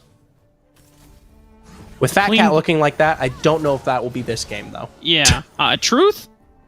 Yeah. Truth is zoning Fat Cat off the wave, he can do that man. all he wants. Yeah. He knows that Black Camel is not going to be able to answer. He's trying to flash for it. Yeah. Truth, you don't have Ignite. I guess if he was level 2, he could have dashed in. Oh no, he's caught off. This is a little doomers for Truth. He's going to have to execute at this point. He's going to have to execute. Yeah. Doesn't have a choice. Flash did come out for Black Camel, tried to get the first blood kill, doesn't find it. So that is a summoner spell out of the jungler for Chalk Turtle, but Truth did burn his own flash trying to look for the kill on the Fat Cat. Oh, but look at the turnaround. Cellball is about to go down. Nori finds first blood. That's the poke I wanted to talk about. That's the level of control Seraphine brings. It's not just sustain, but how you can run this lane down. And when you throw Ziggs down here, this is kind of what I didn't want from enemy. The fact of the matter is he doesn't have as much of a potential to run you away from this lane as, say, something like that Lucian. He can take it toe-to-toe. Lucian can take it toe-to-toe all game long here for something, say, like the Kai'Sa. Ziggs, not so much. He'll get run down. Well, for enemy, didn't find first blood on the Fat Cat. They had a huge advantage. The Fel got a little too greedy, though, diving past almost 2 turrets there, giving a potential an advantage, and Chonk Chortle pulling slightly ahead first blood. You know, nothing to write the game off about, but definitely, if you're a Chonk Chortle fan, happy to see them finding a little bit of a foot lead. Selma, I like that. Tries to find rotation in the mid to get a bit of a response back on Fat Cat. Try to balance this one out after what was a heavy aggressive loss there from Truth, but I am able to do so. Oh, fantastic route, but I don't think it's enough. Yeah, Nori still locked down. Type level 5 Hextech Ultimatum. Nori is going nowhere. No matter how many times Hestia hits that double entendre route.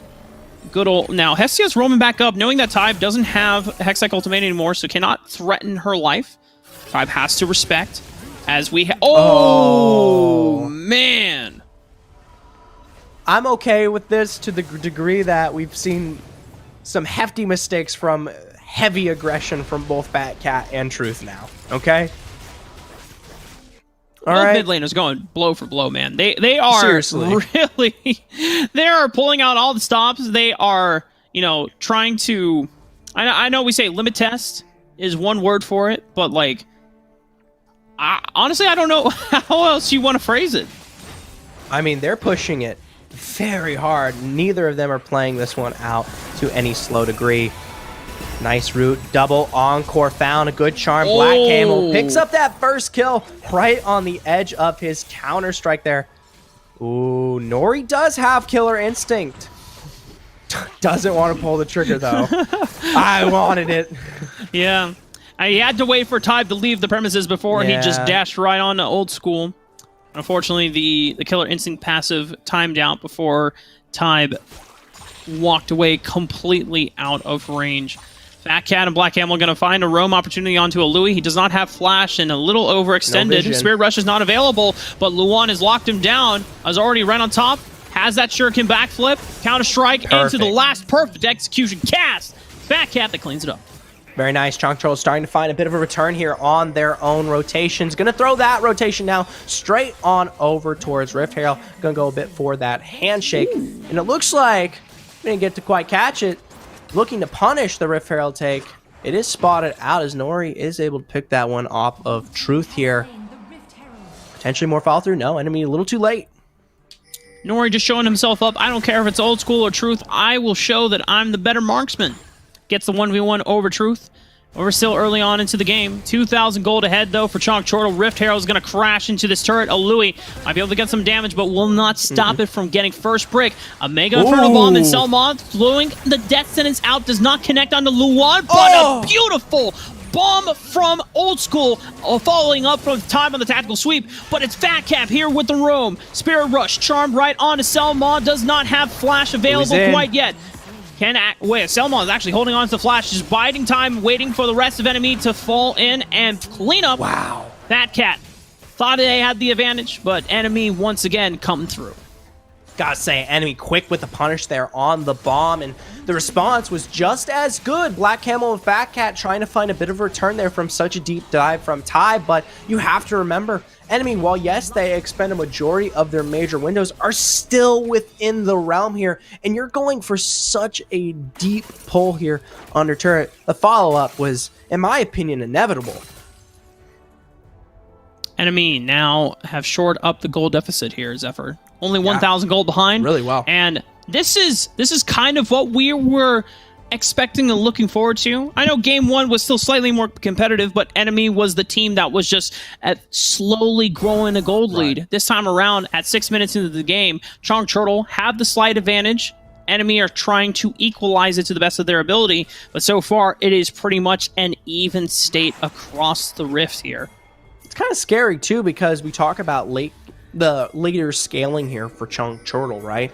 And you've already lost a lot of presence in the early game, and looks like you're continuing to do so as we see another kill picked up there on Aloy. You don't have as much time as one would warrant to find success here. Tybe, though, Gonna look Enemy for it trying anyways. to rotate right onto Nori. Oh, he tried to kill her instinct over Tried the to wall, kill her but the instinct. Hextech ultimate pulls it right back, Still but he lives. still gets out. Still lives. Ugh. Just a crazy amount of success there, but that's pressure. That's really good pressure for enemy to work with. They know that they don't have the 2. They've already seen the hard engage in the bot lane from both Black Camel there and Fat Cat. So they have no problem taking the tier 2 as well. Louis just gonna try to fend off this Black Camel Jax Unable. to... It's Oh, over.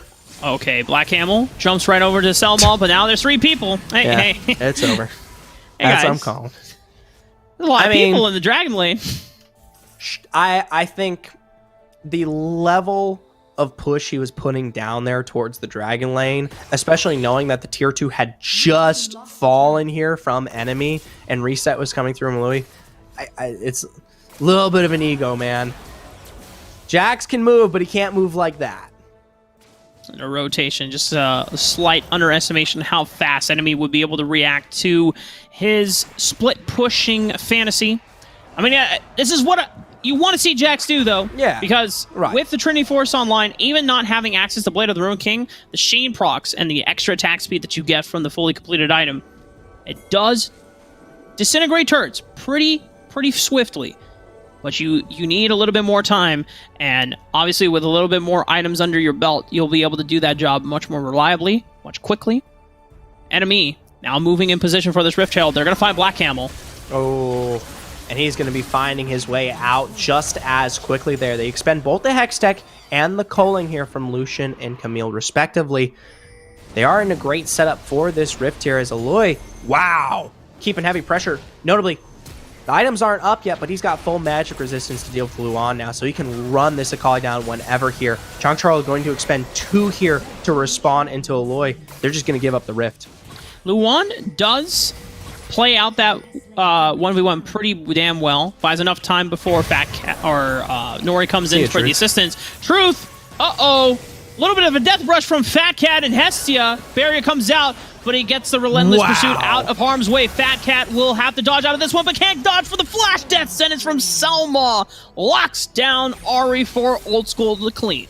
I gotta say, they had to pull that trigger much sooner, knowing that the Rift was there. No steal here for enemy. Black Camel, Nori to follow. Killer Instinct is going to be utilized. Full passive to break through off of those missiles, but Truth quick to respond here off of his own rotational. Louis in his own right now gonna slam the hammer down. Truth just barreling down with the double Uzis.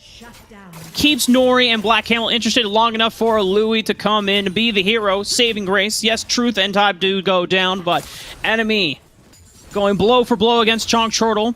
They were able to pick up the Infernal Dragon for themselves, but plenty of action to behold. We'll take a look right back at that one here, especially as Truth.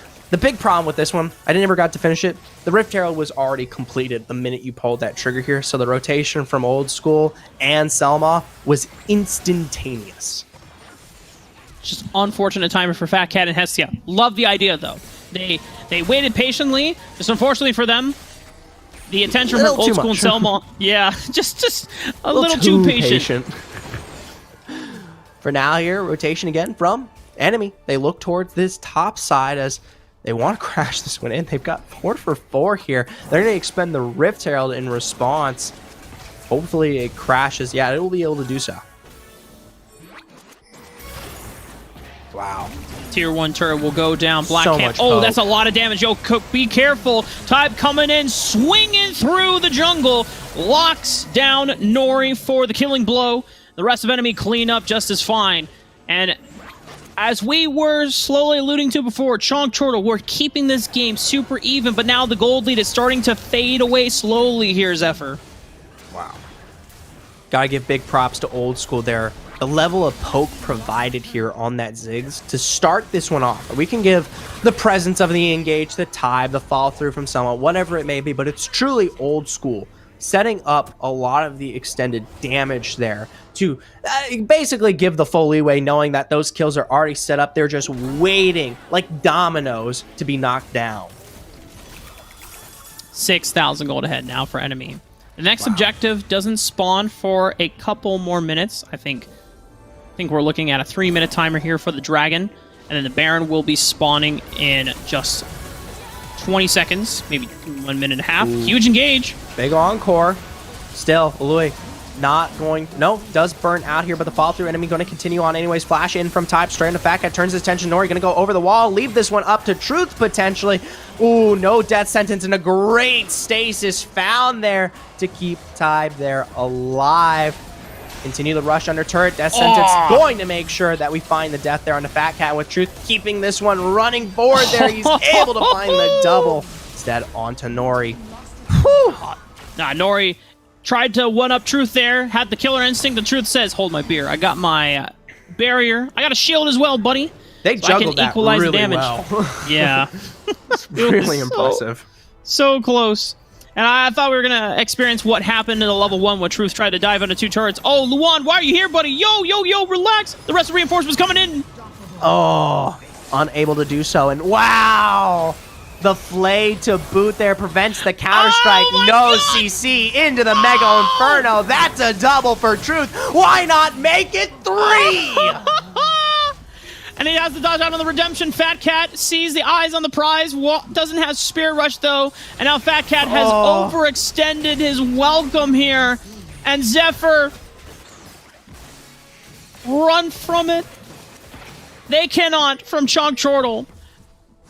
The 10k gold lead has arrived once again in favor of Enemy.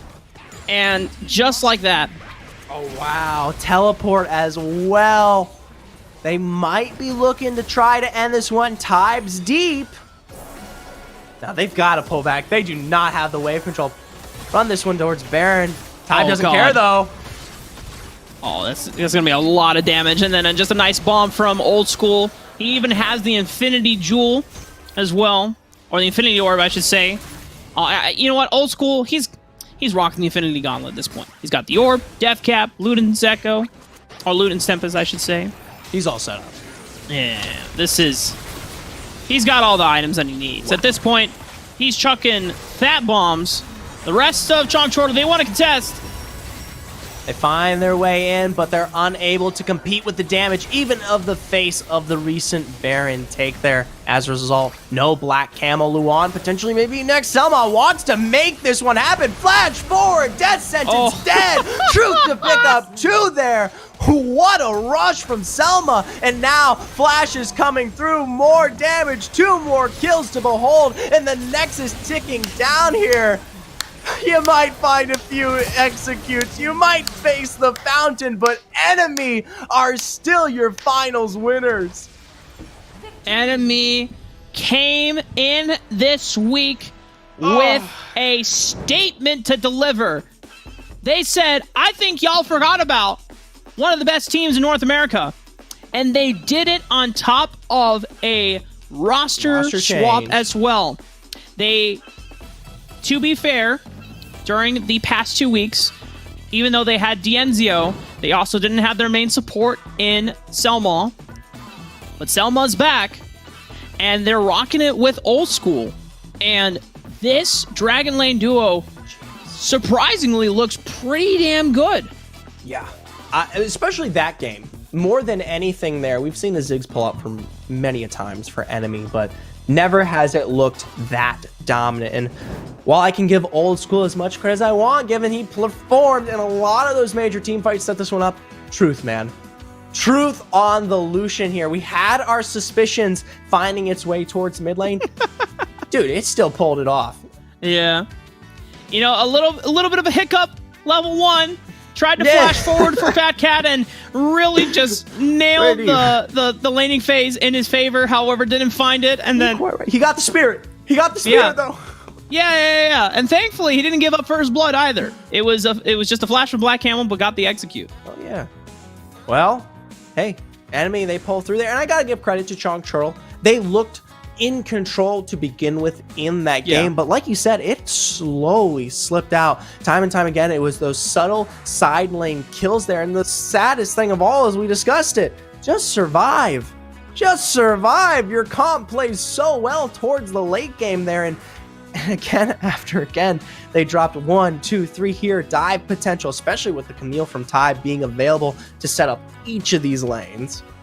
And I think in that game, Chonk Chortle, because they had the advantage, I think they were in a fine game state that they were able to play somewhat even and also either trading objectives or trading turrets. They got a massive amount of gold funnel for themselves through that those early plays.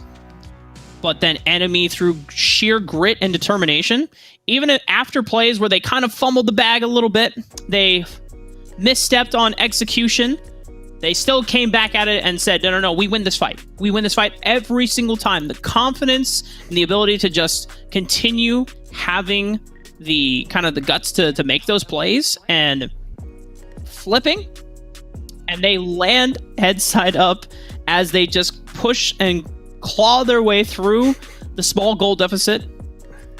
And eventually we arrived at that 10k gold lead once again, Zephyr. Oh, and it was dominant after that point. At that point, enemy was completely in the driver's seat, and lo and behold, they find their way through, and they're graced with a victory here into finals.